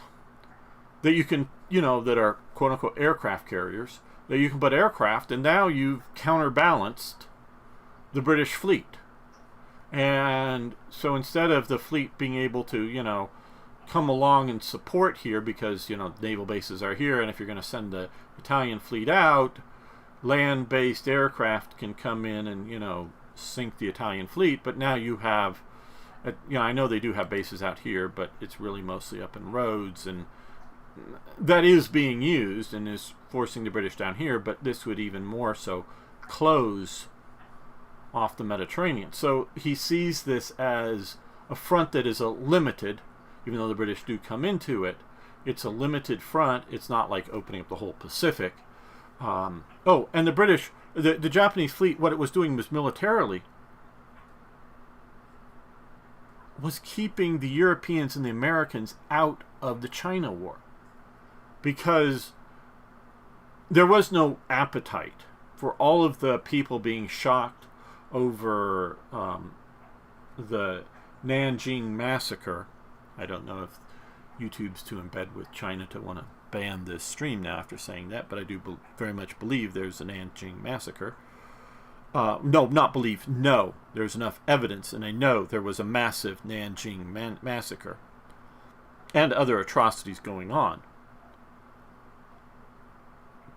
They know all this, or enough of Americans do, but they don't believe that they should be like the world's policemen, or just because something is bad happening in America or in the world that they must go into the war. That does come about mostly World War II / the Cold War, that idea. I think had there not been nuclear weapons and there had not been a Cold War, had the Soviet Union gone back to the sort of, I'm not maybe so much talking about the Baltic states or Bessarabia, but if they had allowed Poland and Romania and Hungary to not be in the Soviet sphere of influence, and stayed being communism at home, even with nuclear weapons, I think America would have gone back and pulled away from world events again, like it did in World War I. I think it would have made a larger standing army, because nuclear weapons would have been, oh shit, our Navy can't protect us while we rebuild an army. You know, spend a few years building up an army and then go deal with whoever's bothering us. Nuclear weapons and global air forces, you know, that you can take airplanes off from Russia and fly them over the U.S. or whatever, keeps America, you know, that is one threat, but the Cold War happens everywhere. That's the secondary part that keeps America the world's policeman that it is today. But that large Navy is keeping the other powers outside of Russia, because Russia has a large land border, outside of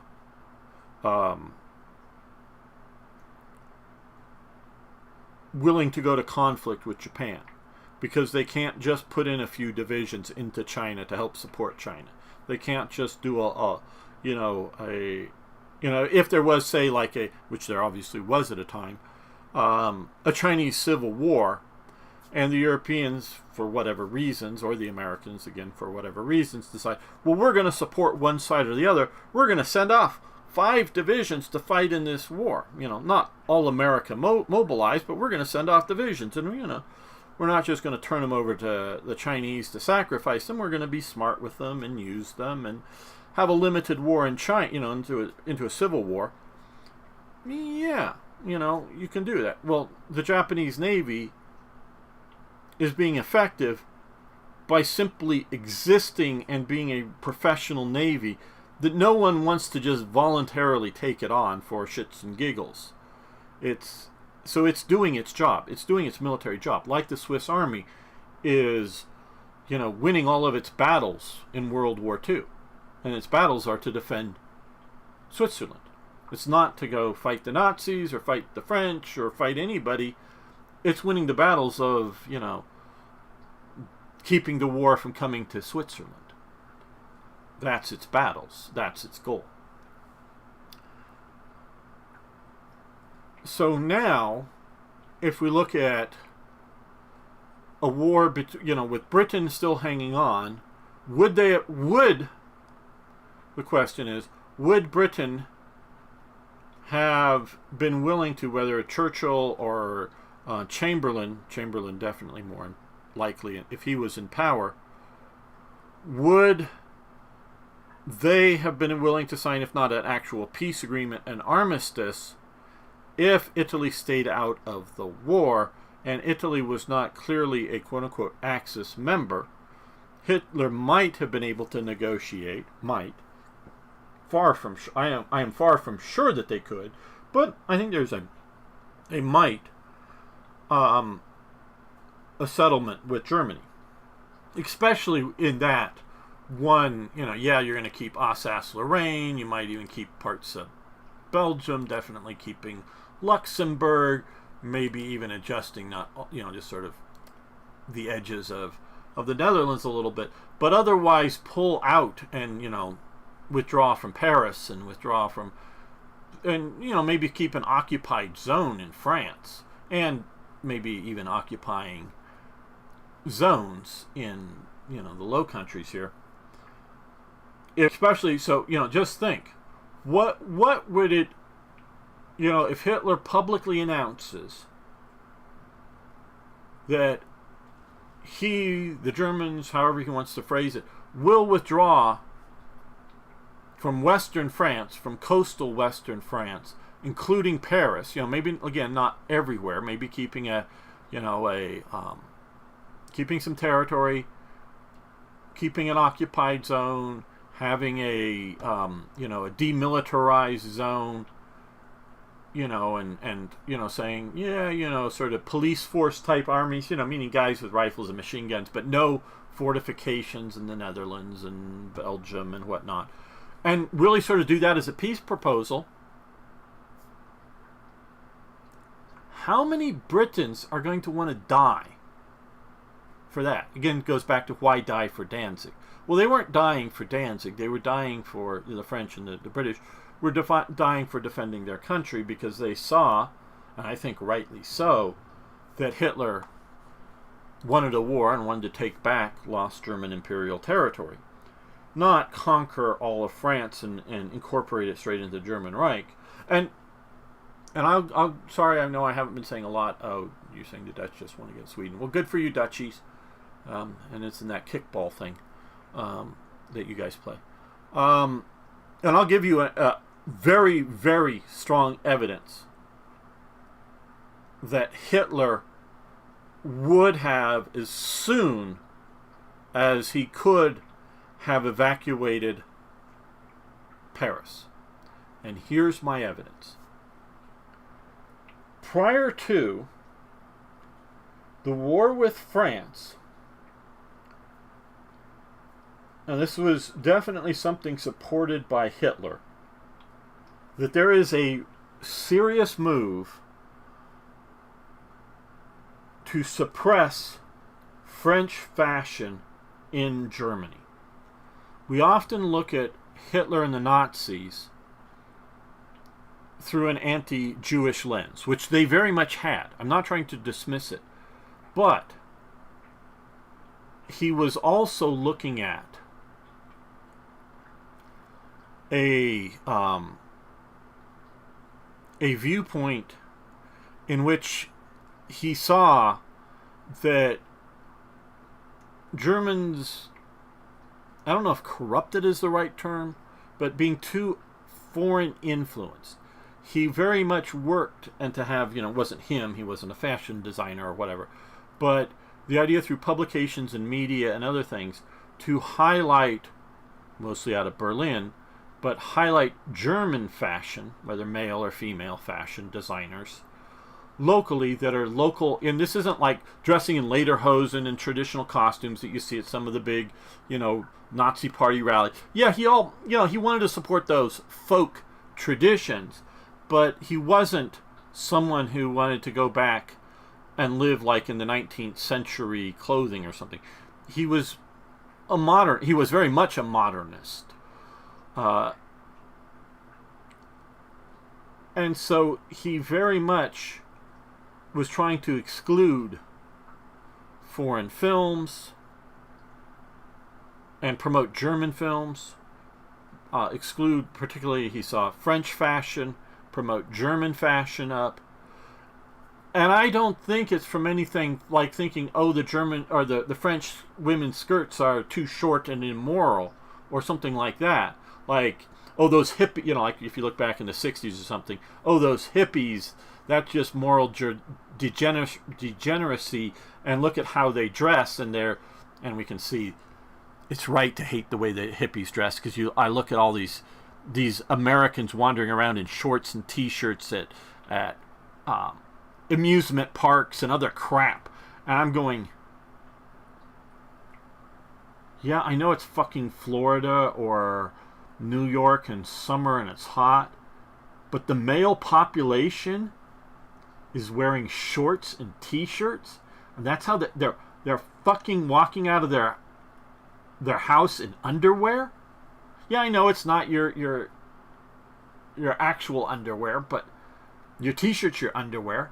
I think our fashion, and you can wear lightweight suits, and I don't wear a suit, but I wear a button and collar, not a button-down collar, with the button on the collar, but a collared shirt most of the time. I have a bunch of t-shirts that I don't wear, but, with nice, t-shirt stuff on it. And if I'm going working, in the back or, working wherever, yeah, I'll wear a t-shirt, no problem. But when I leave the house, I put on a proper shirt. And yeah, I wear jeans. Okay, I'm slightly guilty of it. But I don't fucking wear athletic shorts and a t-shirt to go to the fucking amusement park or to the airport. I understand, because basically you need to get naked and take off your shoes to get on the airplane, so you might as well just wear your pajamas to the fucking airport, but pack your good clothes for once you get wherever you're going. I really, really, and I'm probably a bunch of you out there are guilty of this, I fucking hate it. Not that you gotta be Mr. GQ and everything. No, I'm not that. If you knew me, I'm not that. But the standards have gone, and it's the hippies that caused this. It's the standards that have gone down so bad that, as you can tell, it's a thing with me. No, I don't think I've ever properly read a GQ magazine in my lifetime. But I just look at, it's just, gone so bad. So it wasn't so much like there was something particularly bad about French fashion or something. It's just he wants Germanness. And Hitler is an exclusionist. He is not a Himmlerite who wants to see the Germans as an overlords of other peoples. He wants the German people to be living in and amongst the German or Germanic, we can maybe add that to it, Germanic peoples, and not trying to overlord it over the Slavs or something. Hitler's not, that isn't Hitler's vision of moving east. It's clearing the people out, whether into a grave or them have to move out. I'm not saying this is good or okay. God, no. But I'm just saying that this is the way Hitler viewed this. So Hitler does not want Germany in Paris. Hitler wants out. Hitler, we might talk about maybe him wanting, the Flemish part of Belgium and the Netherlands, maybe because they're Germanic enough and they would be integratable. That's a maybe integrate to the Scandinavians, but I don't even really think that. I think he would be rather happy to have Scandinavians as a, not even necessarily long-term a puppet state, but a, definitely not a dominating state, over Germany, but, an allied state or something, or country, states or wherever. So Hitler, I do believe very much is an exclusionist. So Hitler, if he thought it was militarily strategically beneficial, he would have withdrawn from here. So had he really offered that, I think he could have gotten it. I do. I wish there was a modded choice here that you could sign a peace treaty if you withdraw and, set up some things. But so I really believe, like right now we are importing a bunch, and we have had a couple of, we have a lot of convoys. We've lost 4, and it looks like there's a convoy battle up here going on. They've sunk 2 more. We'll see how long this goes on. So I'm willing to lose at least a couple hundred convoys out of this, because we're not going to do too much naval supply or invasions in this playthrough. But like I say, I've long thought, 30 plus years, that if Italy had stayed a friendly neutral, Italy could be, whether it's Venezuelan oil or, steel, iron, copper, or whatever, that could be shipped through to Italy. And if Germany is not looking like it's going to dominate the world, and it would be not looking like it's going to invade Britain, and even if it's continuing like it is now at war with Britain, but it's announcing peace feeler, Hitler's going, I will withdraw from, Western France and whatever, and making these speeches and making sure that that message gets to the American people. And we're only bombing Britain in self-defense. Well, how is bombing a foreign, another country defensive? Well, we're bombing their air bases. We're bombing their factories that they're making weapons at. We want to sign a peace agreement. We're willing, not, don't mention Poland. We're willing to give back good parts. This is even before you go into war with the Soviet Union. We're willing to give back big parts of, that we've conquered in the West. So that even, and not allying with Japan in any sort of way. And so if Japan does attack America, that's now America and Japan at war, not bringing them into the European war. And we're going to see how this goes. That's part of the reason we're playing this scenario here going on. I want to see how Hearts of Iron IV does it. If Japan attacks America, does that mean that America enters into the European war? I'm going to see how this goes, and maybe somebody could tell me, but I'm just going to play through even if you told me.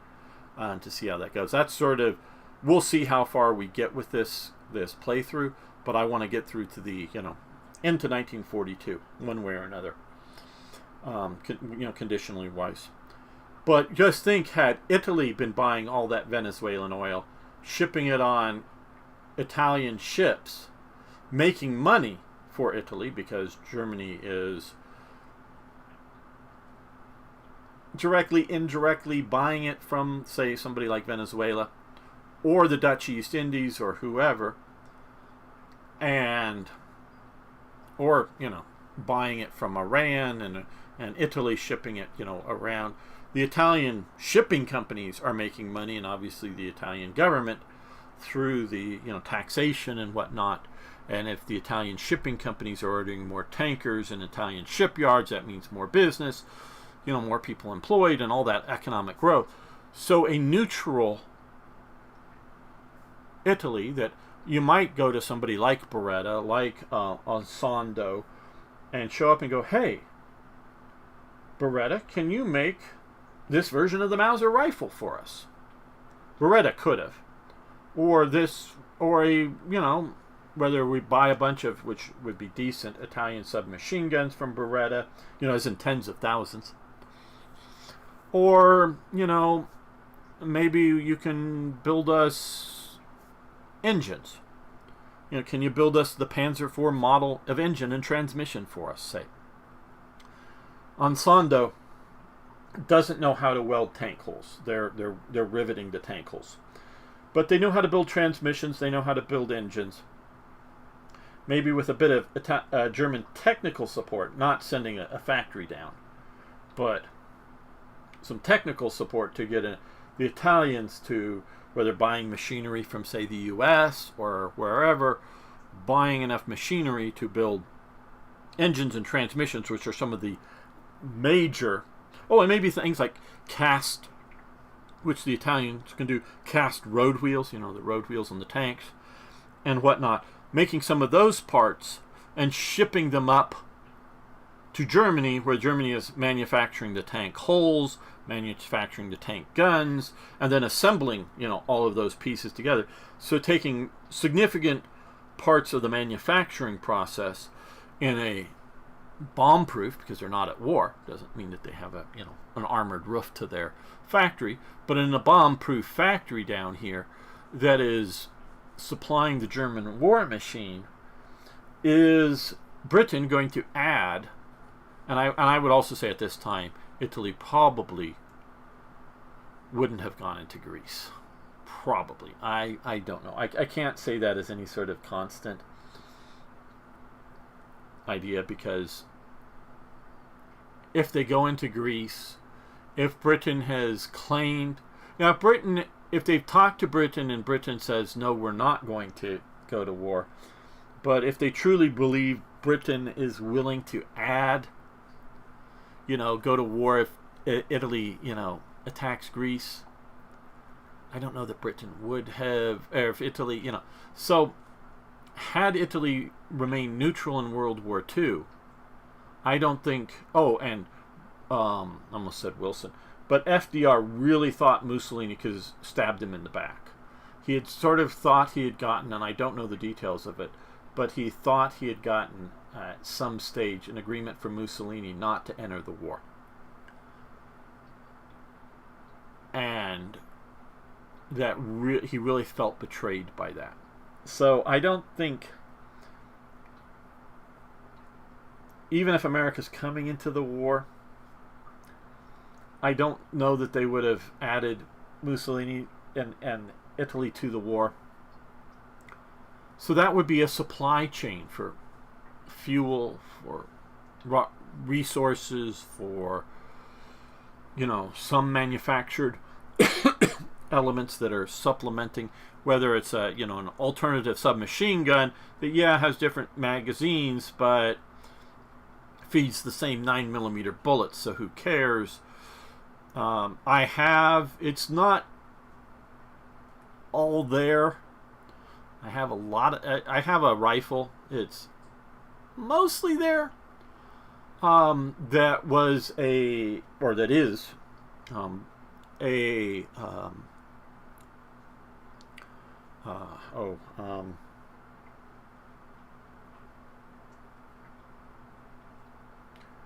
again, I'm blanking. Is an Italian-made rifle made for the Japanese to a certain level of Japanese specifications. It is not a copy of a particular Arisaka or whatever particular model. It will feed the Japanese ammunition and use Japanese stripper clips. And I think be able to take a standard Japanese bayonet. It has the same sort of bayonet attachments. I'm going to someday make a video on it. And they made like 100,000 of these. While Japan was at war with China, but before World War, even before 39. This is like in 37 or 38 or whatever.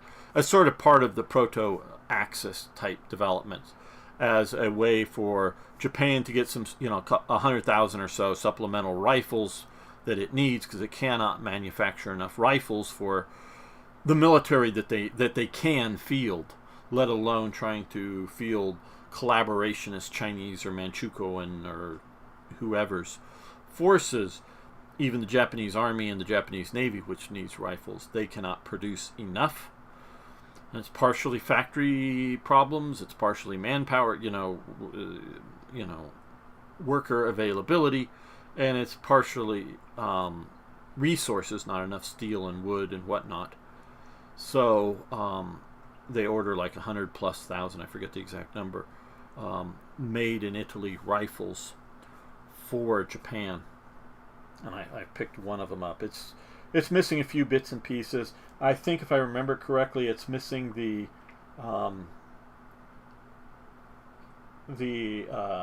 follower, the spring, and the magazine. Bottom of the magazine, and that you take apart to clean it. I think that's what it's missing, and maybe another little piece or something like that. It's mostly there. It's not really shootable. I don't know if I'll ever be able to find or get the pieces, because finding the pieces maybe are too difficult or too expensive, kind of thing. And just whatnot. But so it's an Italian-made rifle. I forget which company, whether it was Beretta or one of the other manufacturers. There were several in Italy, making them for Japan and whatnot. So they could have made a alternative rifle, whatever, for Germany in the 8mm Mauser cartridge. If they wanted to, that was within Italy's technical capabilities, or they could have tried to actually make a copy of the standard 98K. But either way, so I've often thought Italy as a very friendly but neutral country to Germany would have been a benefit. Now I'll get back to playing in just a moment after I check with the chat and react to all the comments. The next big playthrough that I'm planning with the latest updates to HOI IV that have come in, I'll see about the DLC / just what is the free update, the free DLC element versus the paid. See if I'm going to pay for the thing I haven't yet. The next playthrough will be a Mediterranean first before going after Russia. So 41 at least would be securing as much as the Mediterranean as I can, and seeing how that plays through, because that's another path for Germany to possibly win World War II, is not to have the 41 attack on Russia, but through late 40 in through 41 secure the Mediterranean, even with, which I love, and this sort of gets back to sort of where I started, and people comment that even on this version of it, it's still too, I don't remember, arcadey or whatever the term exactly was, but we do have supply issues, and I don't know how well, talked about, and I've sort of watched part of it, the idea that had you secured this prior to going to war with the Soviet Union, that you could have created a southern front up through Iran. I don't really know how well that would have supplied, though if you are able to actually secure the Arabian Peninsula, because there really isn't a pipeline. You could build a pipeline, because they did build those back then. I don't know how well they could have built it and how well they could have protected it from British attack, because it doesn't take a whole lot of commandos to do deep raids into there. But if they could ship, if they control the Suez and they can control down here, and just use, light forces to escort, not trying to dominate all the Indian Ocean, but, use air power and a few submarines and, destroyer types to move tankers through, you could be getting a fair amount of oil up out of the, Persian Gulf. We know what's going on there today. Maybe not today, but recently. In the Persian Gulf, obviously. So that this could have been a very serious alternative, and we will see, and that's what we're going to explore with the possibility of... I don't know why this doesn't connect. This is... Well, these are ports into here. I don't know the purpose of this sort of railroad thing here. That it's not connected to this railroad. Now this railroad here is really sort of interesting, because this railroad is not like we see it here. This is incorrect. Because actually this railroad goes through Syria and then back into Turkey, because it was built, and the Turks, to my knowledge, at this time had not changed it, so you have to go, and the Turks did run supplies through it, but you have to go from Turkey into French Syria and then back to Turkey. If my recollection is correct from this railroad here, and there is a railroad coming into this part, but it was built before World War I and the political boundary changes. Okay, let's take a look at the chat. Make sure. Okay, Arno is saying, well, just another arthritis attack on my knee. You can see it in infection of the knee joint. Yeah, it's bad. I'm sorry, Arno. Okay. You're good, the medicine is helping. We will kick the USA ass if we play against them. Very good, Arno. I don't care if you can beat us in kickball, but if it makes you happy beating America in kickball, great. Kick that ball, have fun. I really don't care about sports ball anyway, and I'm saying it that way because it's any of it. I know about it, some a bit more than others, but I don't really care who wins. I have no real pride, no real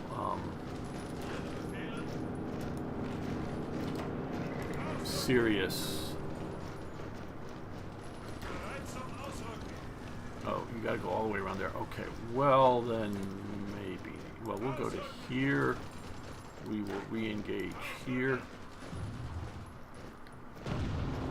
They're going to get resupplied soon.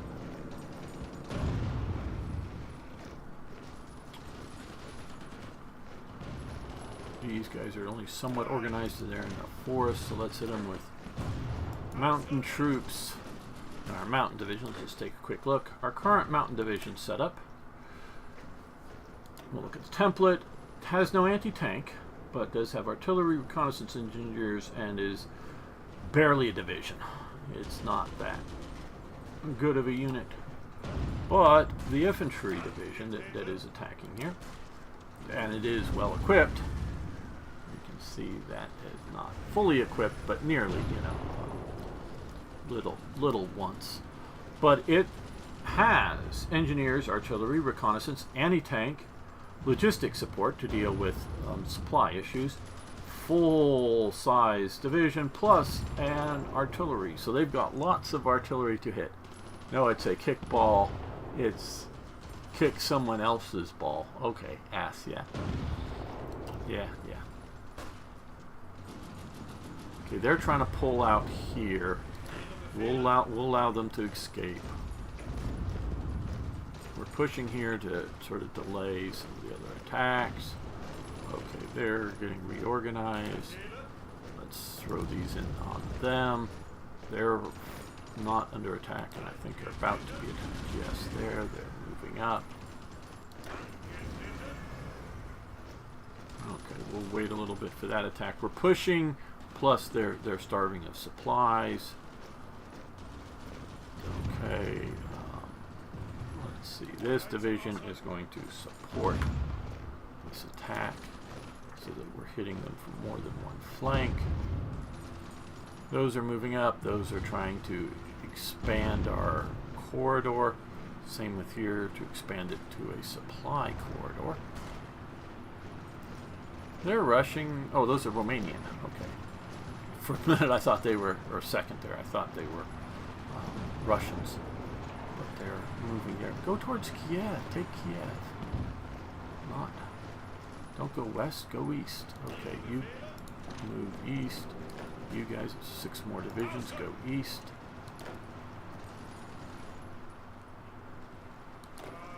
You cross the river, and then we'll see what we do with you. You're going to move there. Good. All right. Oh,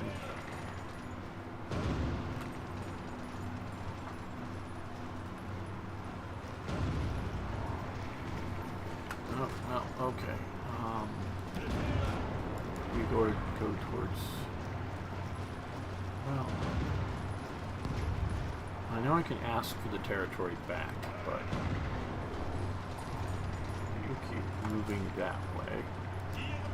You go there. Let's just move up to here. Let's move up to here.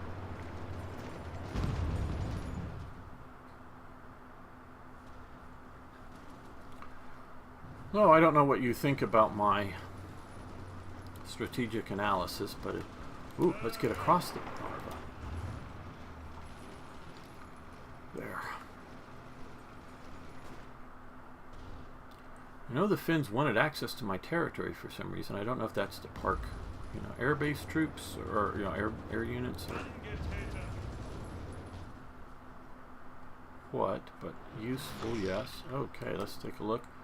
Inconclusive, what else have we found? Okay, out here, inconclusive, that's it for those battles. We're going to lose a few more transports. I'm willing to lose, like I say, 100 transports to keep my oil flowing for the moment, because again, as soon as, let's see, this is done, it's still 141 days, we still, well, not getting as much oil as I'd like. Why not? Yeah, that's down a little bit from Venezuela from losses in the shipping. We're getting what we can from Turkey. We should be able to get more from Turkey once we get that done. We're going to conquer, hopefully, more oil fields out here. Again, where's resource? That's resistance, but that's still sort of interest. Okay, we may set up a few more.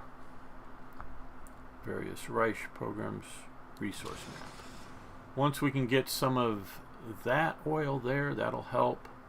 The rubber will help a little bit. Get down into here. If we can get there, that would be significant help on oil. Obviously, we can get down to Baku and get that flowing. That would be enough so that it's not ever a serious problem.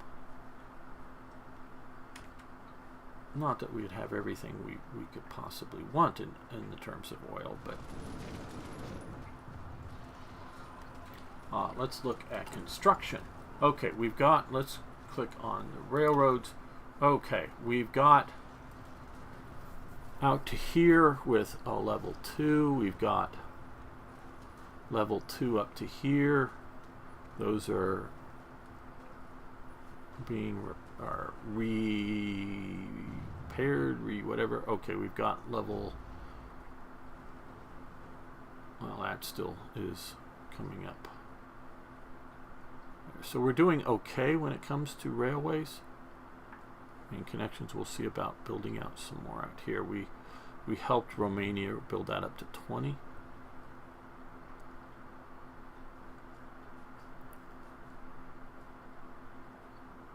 We may in near future here want to do that, but I'm going to allow these to continue here.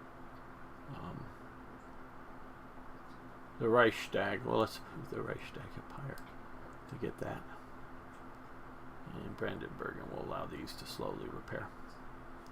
We'll move Memoland Bunker down to the bottom of that.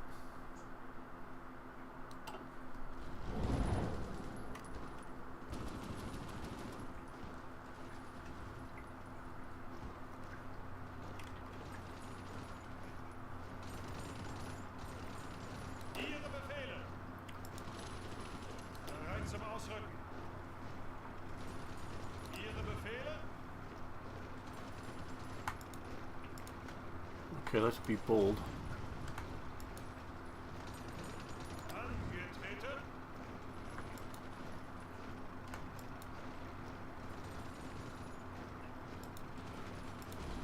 Let's be bold.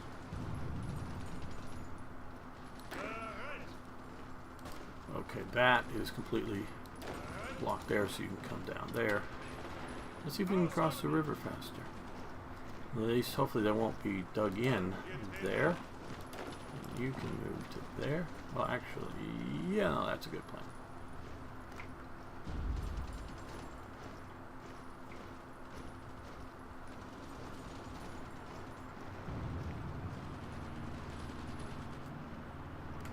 So these guys are somewhat more organized. They have a port, so they're not losing supplies too fast. So, or not at all. Okay, the fall of Kiev. Whispers of revolution. Interesting. Let's see, let's read this. Throughout German-occupied Poland, there are whispers of a revolution brewing in the underground. Plastered on city walls are the words Nish. It's like a Opler. God, they have such a romantic language. And similar slogans calling for the resistance to fight against German occupation. Until now, resistance activities have been limited to distribution of propaganda, disruption of production lines, and occasional bombing and sabotage. But now resistance lay oddly quiet, and the atmosphere in Poland is thick with treachery and mistrust. German agents across Poland predict full-scale rebellion sponsored by the Polish government in exile. Only by clamping down on resistance can the Germans hope. Okay, Poland will be able to spark a Warsaw uprising and advanced engines.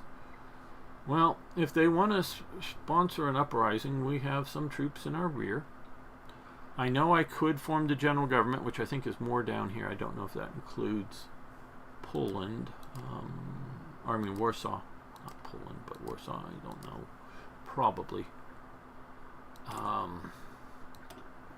Okay. We're not going to do super heavy. We're not going to go for advanced light tanks.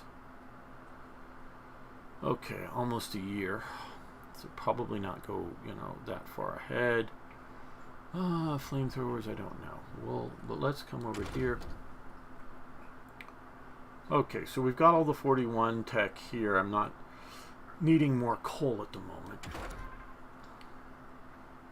We're not doing much on the naval stuff. We could do that. And let's take a quick look before we go. Here it is. Well, we've got pretty good radar coverage. That's now in foreign territory. Could we build there? Probably, but I don't know. That's one of the maybe downsides. Could we? Let's just see. I want to see. Yes, we could. Okay, just wanted to see if, because I know it's different. We can't build in Romania. Different statuses.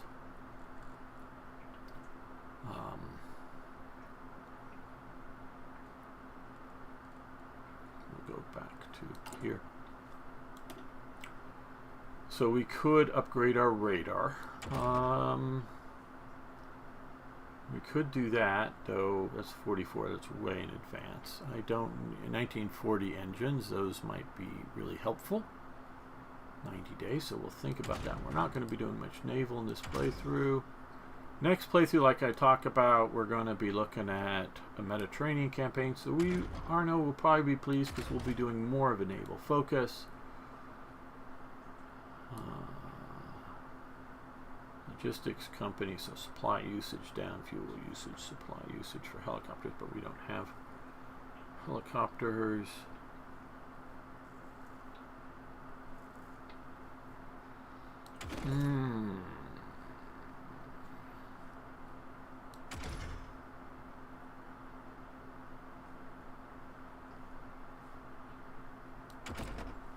Okay, let's do improved engines here.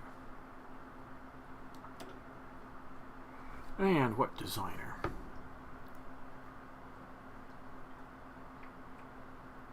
Research bonus, so it's going to be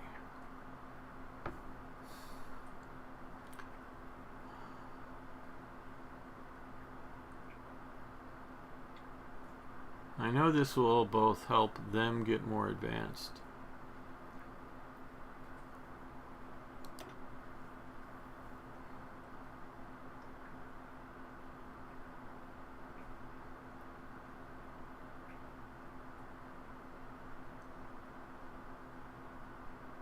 So if we do that, production. Okay, so I think we will make it Messerschmitt. And over here in Henschel,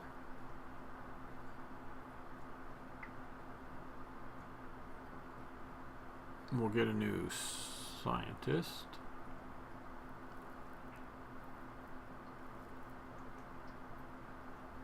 And military industrial organization research bonus. Can only do one of these two: defense or max speed. Increase production cost. Production efficiency cap. All heavy tanks. Telescopic sight.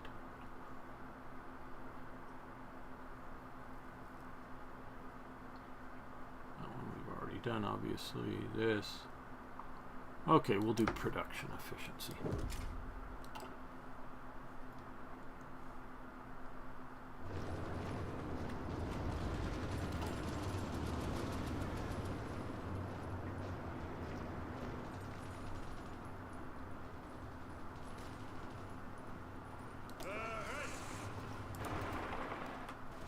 Okay, we are moving.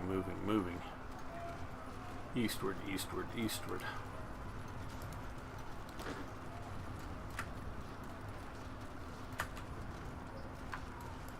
Support that attack.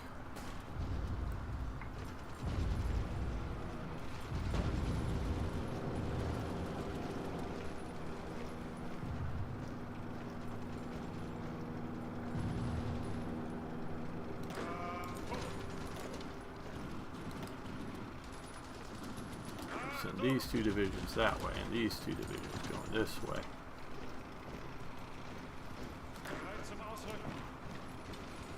More pressure there.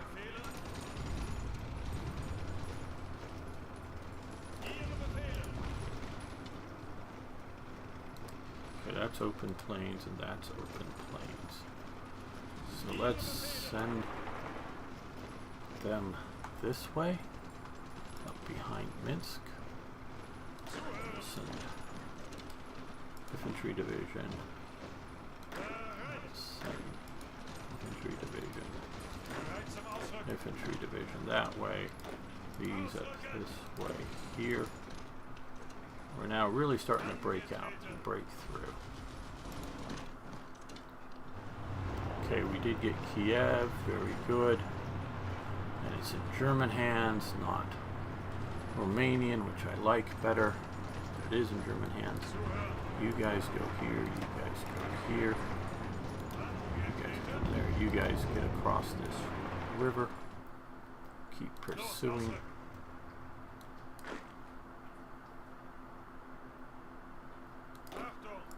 You join into that sort of pocket, semi-pocket, whatever. These now are complete pockets back here.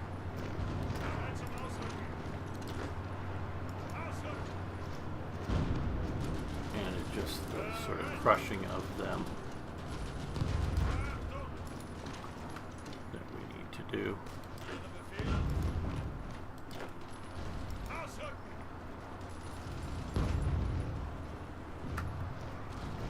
Okay, well. Yeah, I'll just throw all of them into there.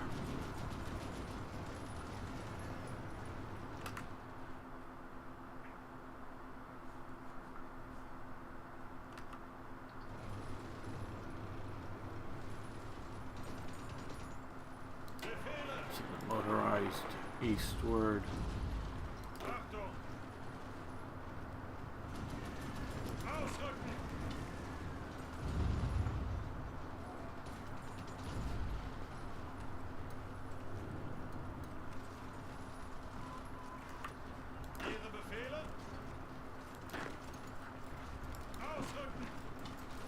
A little bit more that way.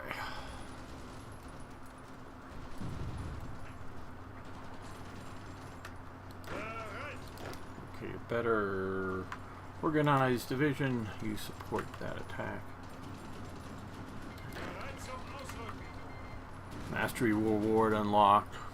Breakthrough exploitations. Great. Okay. You join that fight. May not turn it to green, but it will.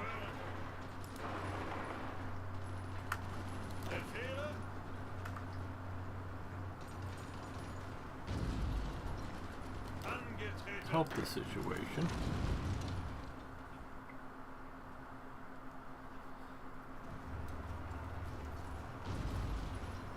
Okay, so we are here.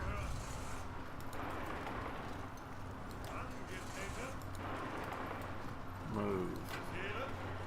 Move. Move.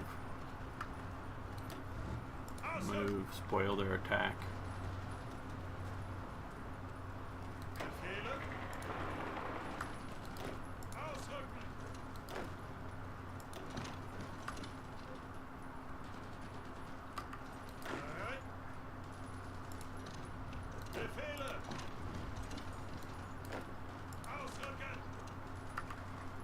Go back into the attack again.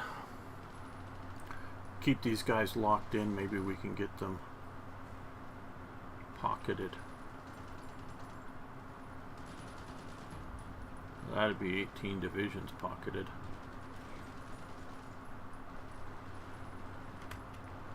Okay. Motorized definitely.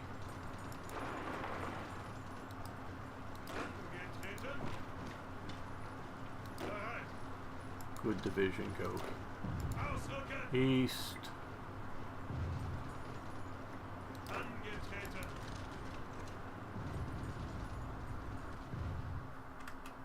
Okay, we are not moving forward. We should be moving forward. Let's move forward here. You go there. You go there. You guys push into here now.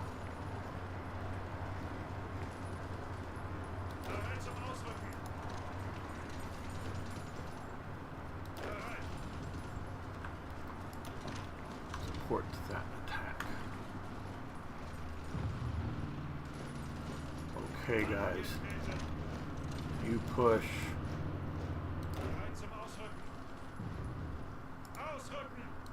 Could it possibly be that Leningrad is unguarded?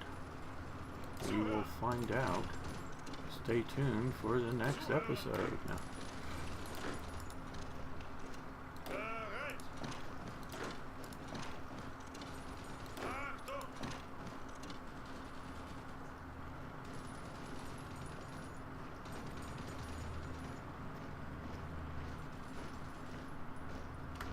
I think you're more important to get going. East. You guys go east.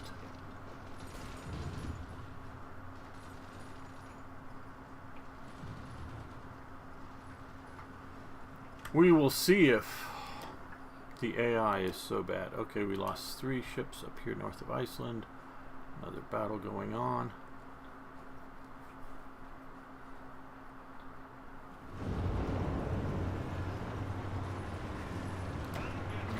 Motorized head west, or east, sorry.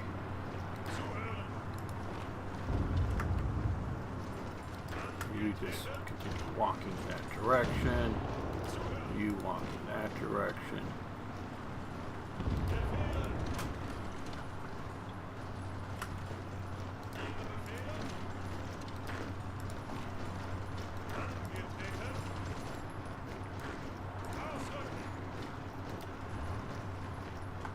Drive east.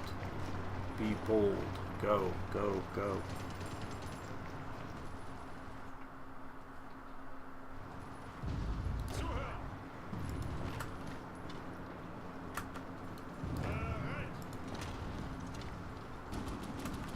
And you support that attack.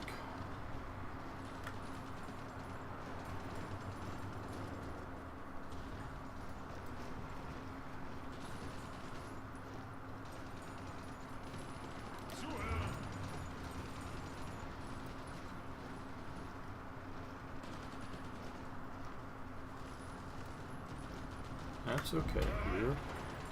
You're doing your job just fine.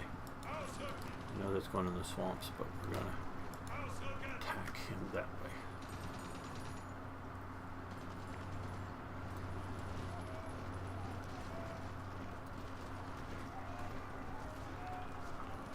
Oh, no, no, no. Stop, stop, stop, stop, stop.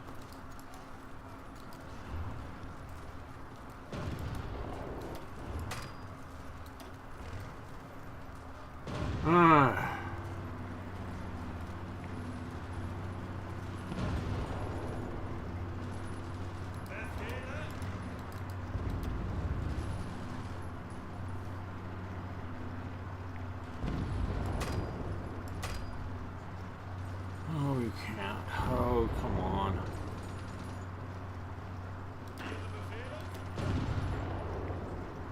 Well.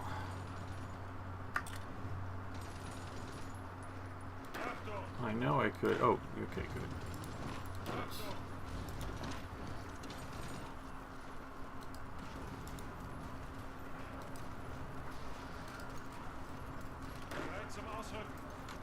move right in there and help defend. Oh, they're retreating back from wherever. Okay.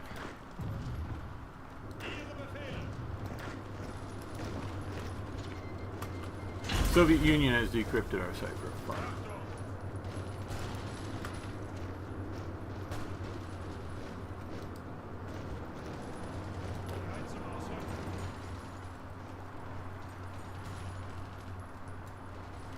Fun for them, I guess. Nah, not at all. Just have it support the attack. You walk into the swamps.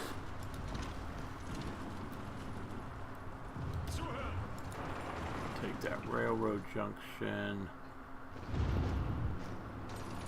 I really do love how the railroads have changed things so much here.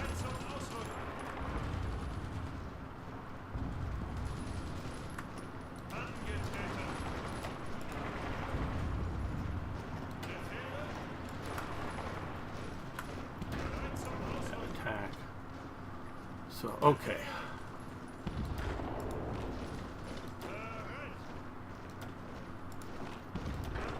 Three divisions go that way. One division attacks there to pin them. The other division goes up there to support that attack.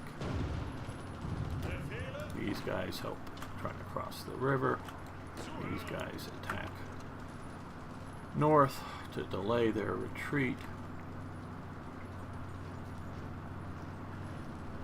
You join that to keep pressure on them.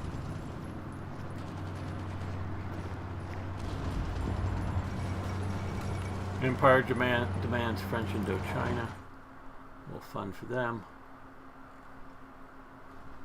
Just don't get involved in my war, and we'll be happy. You come back across there. You guys go that way.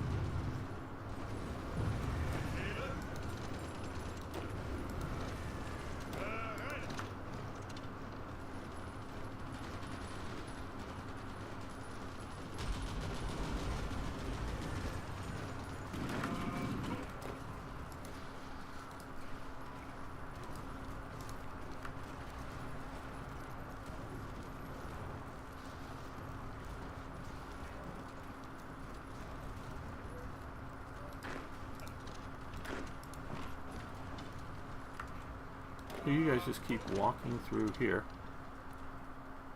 You guys can go that way.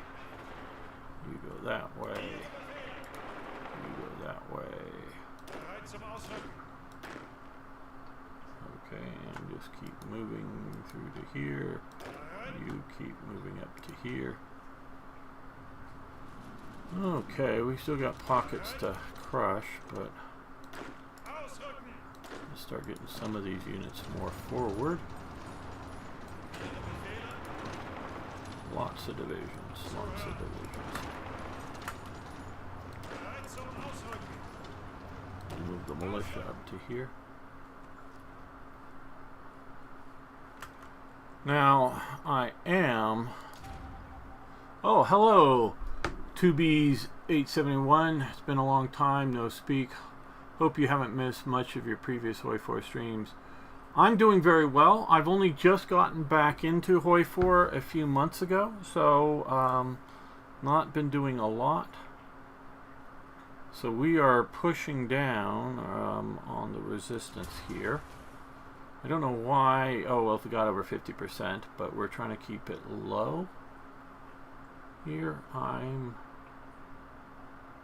so I think we're doing sort of okay. Always good to have old friends back. Okay.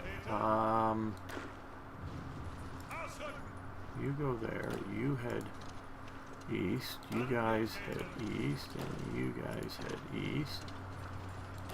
You're coming there.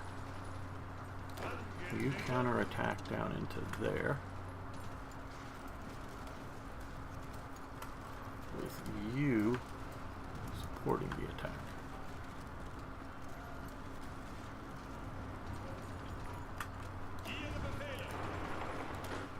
You and you attack that way. You join into that attack.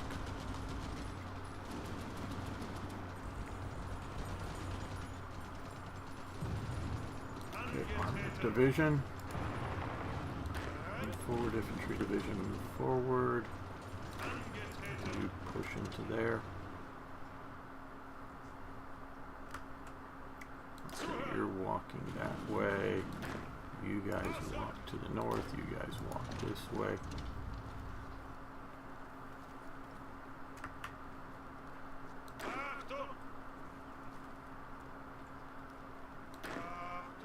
You guys just head east. You head east. You head there. You go to Kiev. Make sure they don't retake it.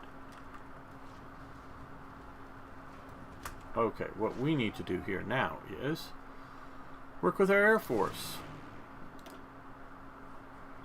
So,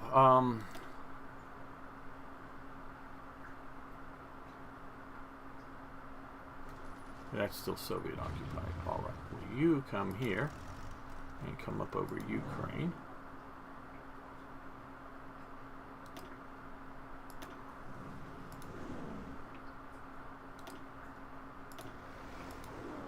We should have done this before, of course.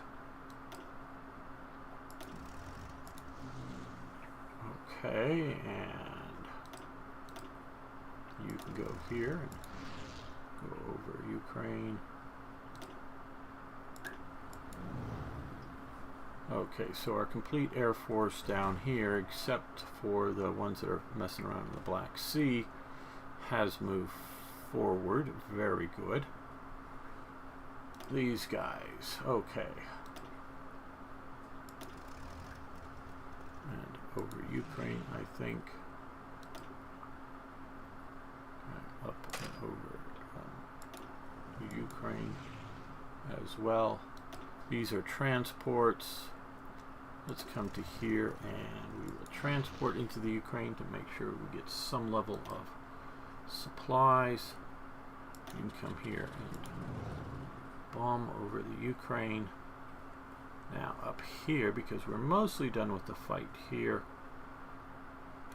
let's come back here and get our airplanes up to here, and we'll put you over Novgorod for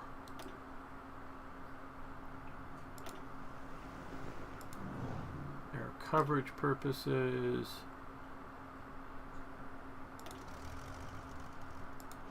And bombing purposes for those medium bombers. Now, okay. Baltic states. Well, we'll come to here so we can continue to supply. And hopefully we're getting decent supplies to there.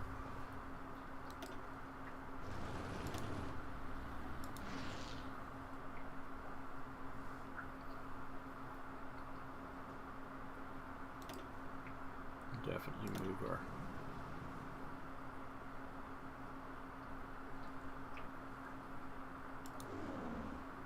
I think this will pay off. I'm hoping it will pay off.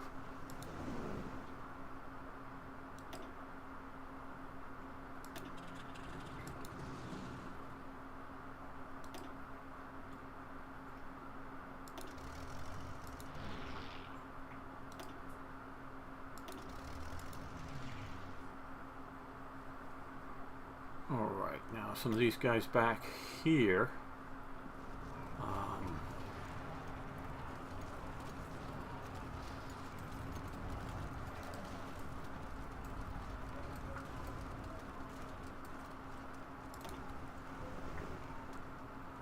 We're still going to keep up here, but I just want them deeper into eastern Poland.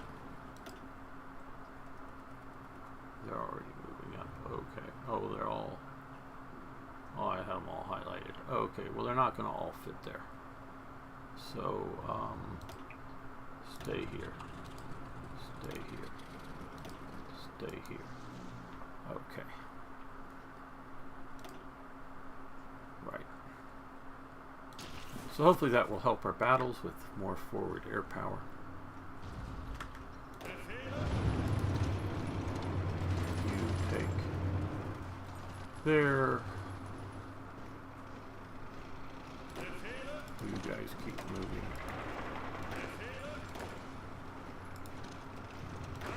East.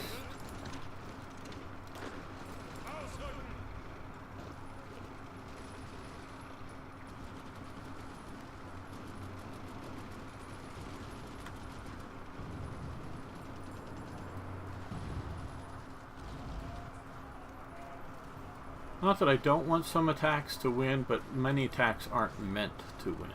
They're meant to pin forces in place to allow other units to be able to hit them hard there.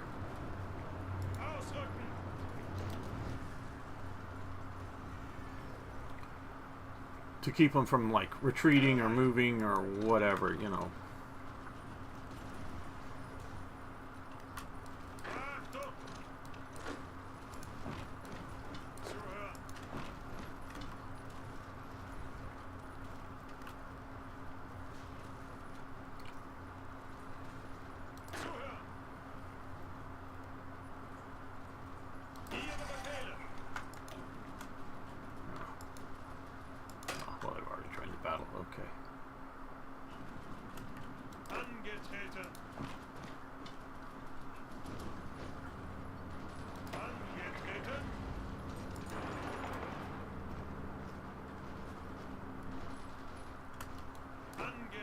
That's sort of like this attack here is to keep these guys from evacuating, hopefully.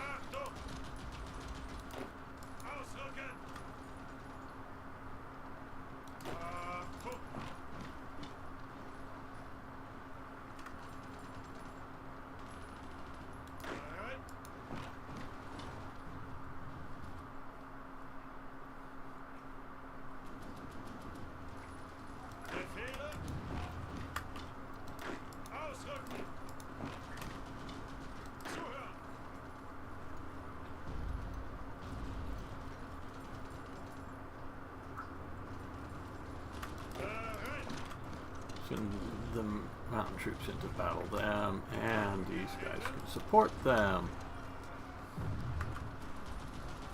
There we go. That's That's looking good. Let's attack, and I guess fully attack from there and there. There we go. Put real pressure on those two. And you can attack just to disrupt their movement so that we can occupy that more effectively.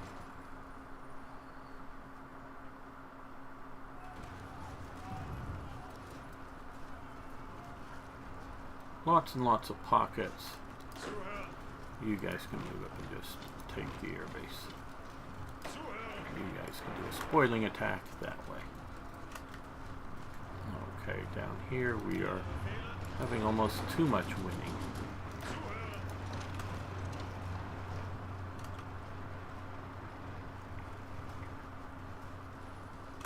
Okay, so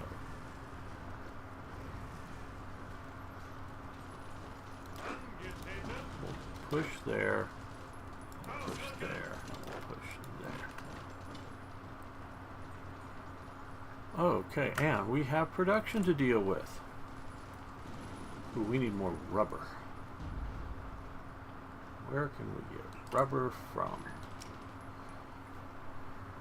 Vichy, France, we have sort of maxed out. Hungary, Imperial Japan. Siam, Brazil, Argentina, Italy.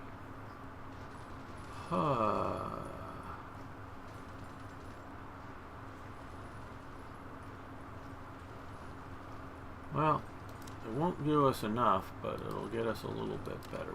We'll get it from Hungary.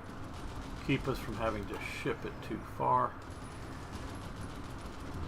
Now, what production can we do that isn't going to take rubber? We've got 2 more factories. Well, what production do we need? Okay,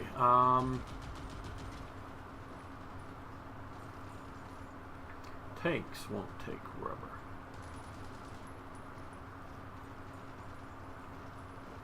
Heavy tanks. We're going to build some divisions, not all of them. We'll do a variant and have some divisions with heavy tanks. But let's increase our medium tanks. Let's come down to our Panzer IV model and increase that by 1. And come up to our Panzer III model and increase that by 1. So that we are increasing. We are currently, well, okay, July 27th we'll have another, so in another 3 days we'll have another convoy. So we are building up more and more ships. Okay, we have a special project that I want to do. Land warfare facility. Let's see, we don't have anybody. Okay, never mind. And we sunk 3 Soviet submarines. And we lost 6 convoys. Oh, that was it. Okay. Oh, aces. Promoted.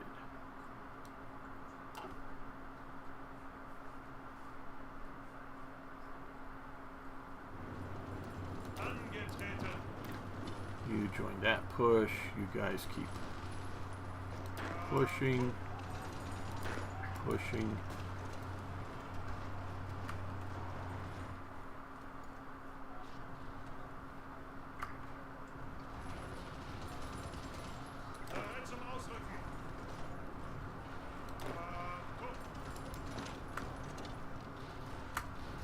And you support the attack.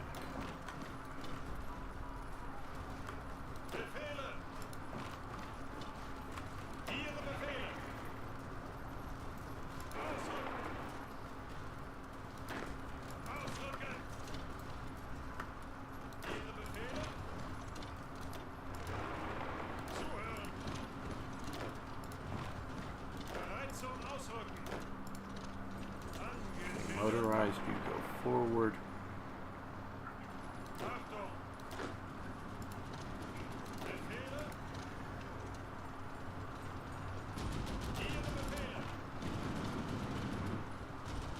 You go there, create more and more pockets of people. Pockets, pockets, pockets. Bereit. You attack there, and you move up. Ausrücken. Alright, well, we'll send the armor east. We'll send the cavalry east.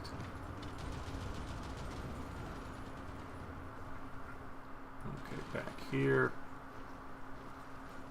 Befehle.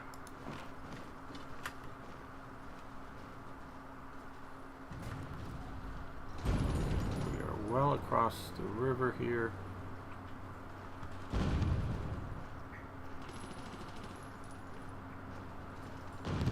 Befehle. Alright, let's go back to construction. And let's look at railways.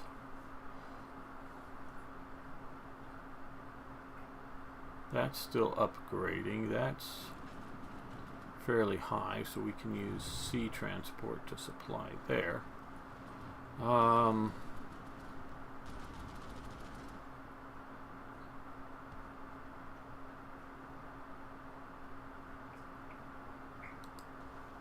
Let's build that for the Romanians to keep supplies going later on, more so than now.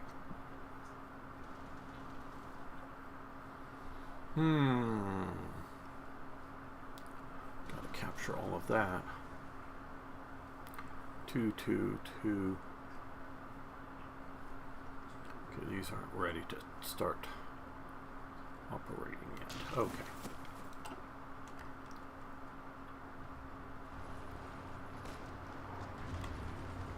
Angetreten. You support the attack. You move up Bereit zum Ausrücken. to there and help defend there. Bereit zum Ausrücken. Bereit zum Ausrücken. Ausrücken. Bereit. You cut them off. We'll cut off Leningrad. And no, I don't plan on doing a long siege. I plan on storming it when I can.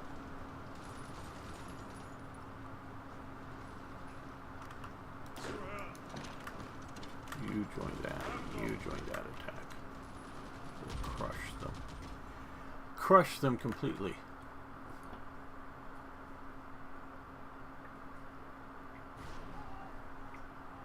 Okay, how are we doing here? Ihre Befehle. You join in there. You move east. You join that attack.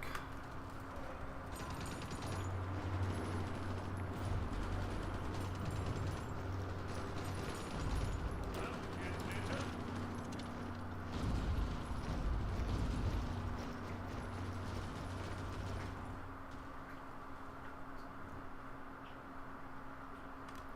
Okay, let's take a look at our air war now that we've shifted things. Okay, well, let's move you up to Warsaw and then try to fly over eastern Poland to deal with that. And we've sunk another submarine and another submarine from the Soviets. Let's again try to click this to see everywhere. Okay, so we are doing a lot here. We still have, yeah, 200 is good because we're still battling here and in here a few things. So we will be needing to move more forward. We have one of these over western Poland, it looks like. Okay, oh, here. Okay, we don't need bombers over western Poland, I don't think so. Go bomb. Oh, and we're one too many. Okay, you can come up here and still fly over western Poland.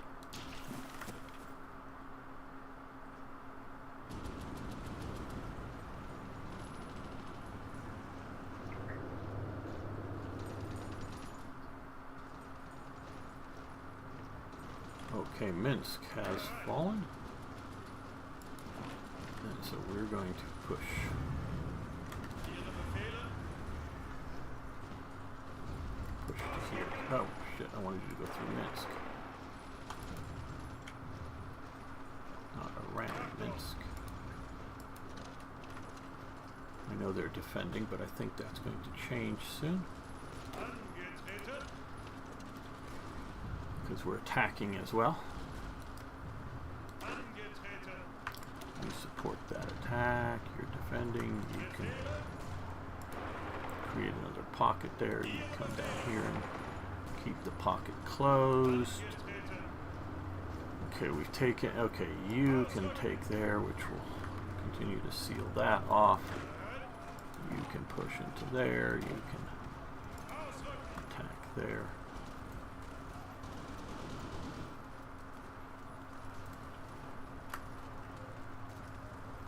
Zuhören.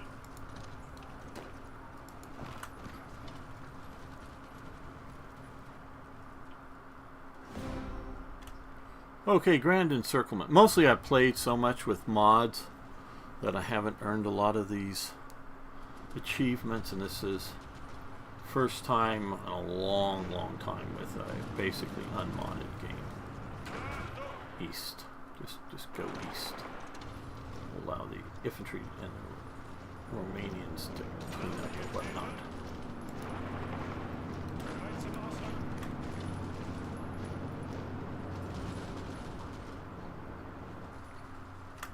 Bereit zum Ausrücken. Okay, keep pushing, you guys. I Ausrücken. know a lot of you aren't in very good shape, but just keep pushing.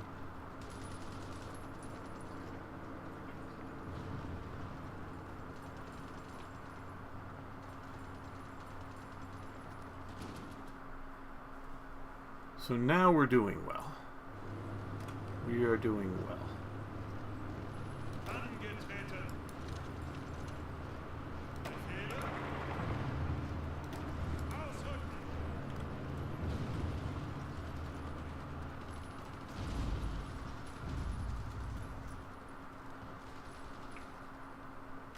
Ihre Befehle.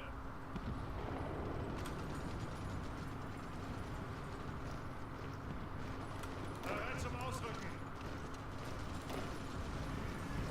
Zuhören. Zuhören.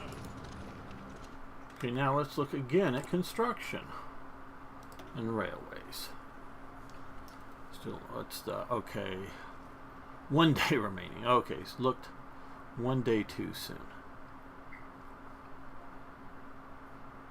And I must say, I'm continuing to really, really like the railway mechanic. Let's get that up there. Make sure that we have it being worked on. Okay.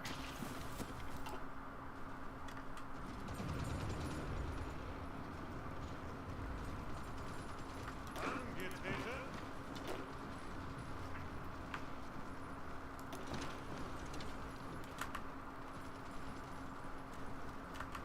Zuhören. Bereit. Bereit. Bereit zum Ausrücken. One of the divisions. Bereit zum Ausrücken. Support that. The other division move forward to there.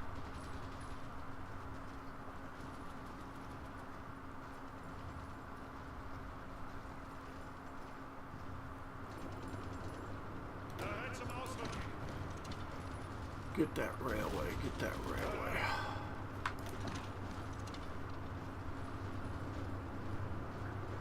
Bereit. Ausrücken.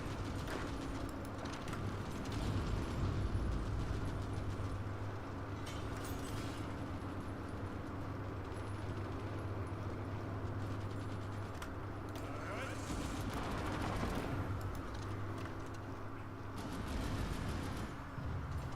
Zuhören.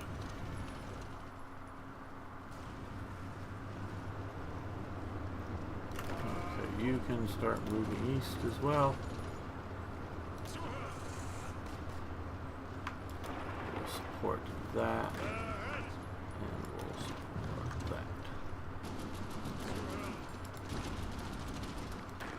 Ausrücken. Bereit zum Ausrücken. Ausrücken. Ausrücken. Bereit. So far, so good.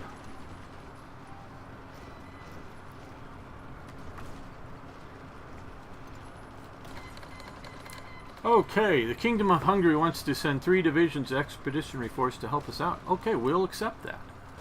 I'll use Hungarian divisions. They will be useful for something, I'm sure. Okay, chromium. Let's see about trading for some more chromium. Vichy France, we're getting that. Where is... doesn't Turkey have chromium? No? Imperial Japan is way far away, which maybe we could...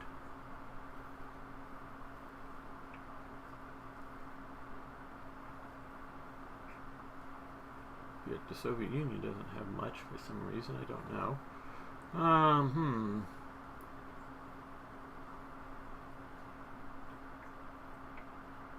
Yeah, why not Turkey?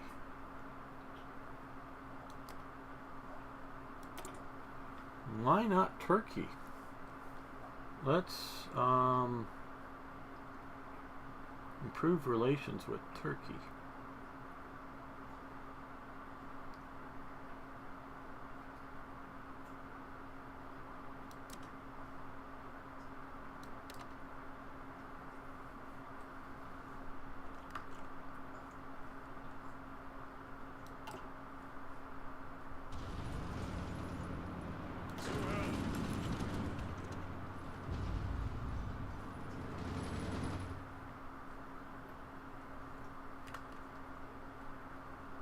Alright, let me take a couple look at some of our fleet actions, or some are just naval air. Okay, another Soviet sub down. Another Soviet sub. Well, they attack somebody. Oh, there's a naval battle going on. Okay, so we have some submarines, none sunk. We have them told to go after convoys, not after anything else, but they're scrapping with these guys. So we'll see how that goes. That's looking pretty good. Well, let's save this here. And I want to thank Tubies, Arno, of course, because Arno's the greatest moderator I've ever had. Jamnuska, Repeat, Folk, also a great friend, Folk is. And I don't know, the Goat, Daniel, if you're still around, thank you for your very helpful tips. I know I didn't use them so well, but thank you for them. I really appreciate that. I'm always trying to learn more. So thanks so much for everyone hanging out with me today. It's been fun. I think we're going to call it an end for this stream, but I will be back tomorrow, hopefully with Arno alongside, playing some War Thunder. We played the Allies very heavily last time, so we'll probably be back to playing Germany or something tomorrow. So hopefully you'll join that. And I think only thing for Slytherin is again a Friday Starship Troopers. So if you want to catch that sometime. So thank you all. Been enjoying this. So see you hopefully tomorrow. Have a good day or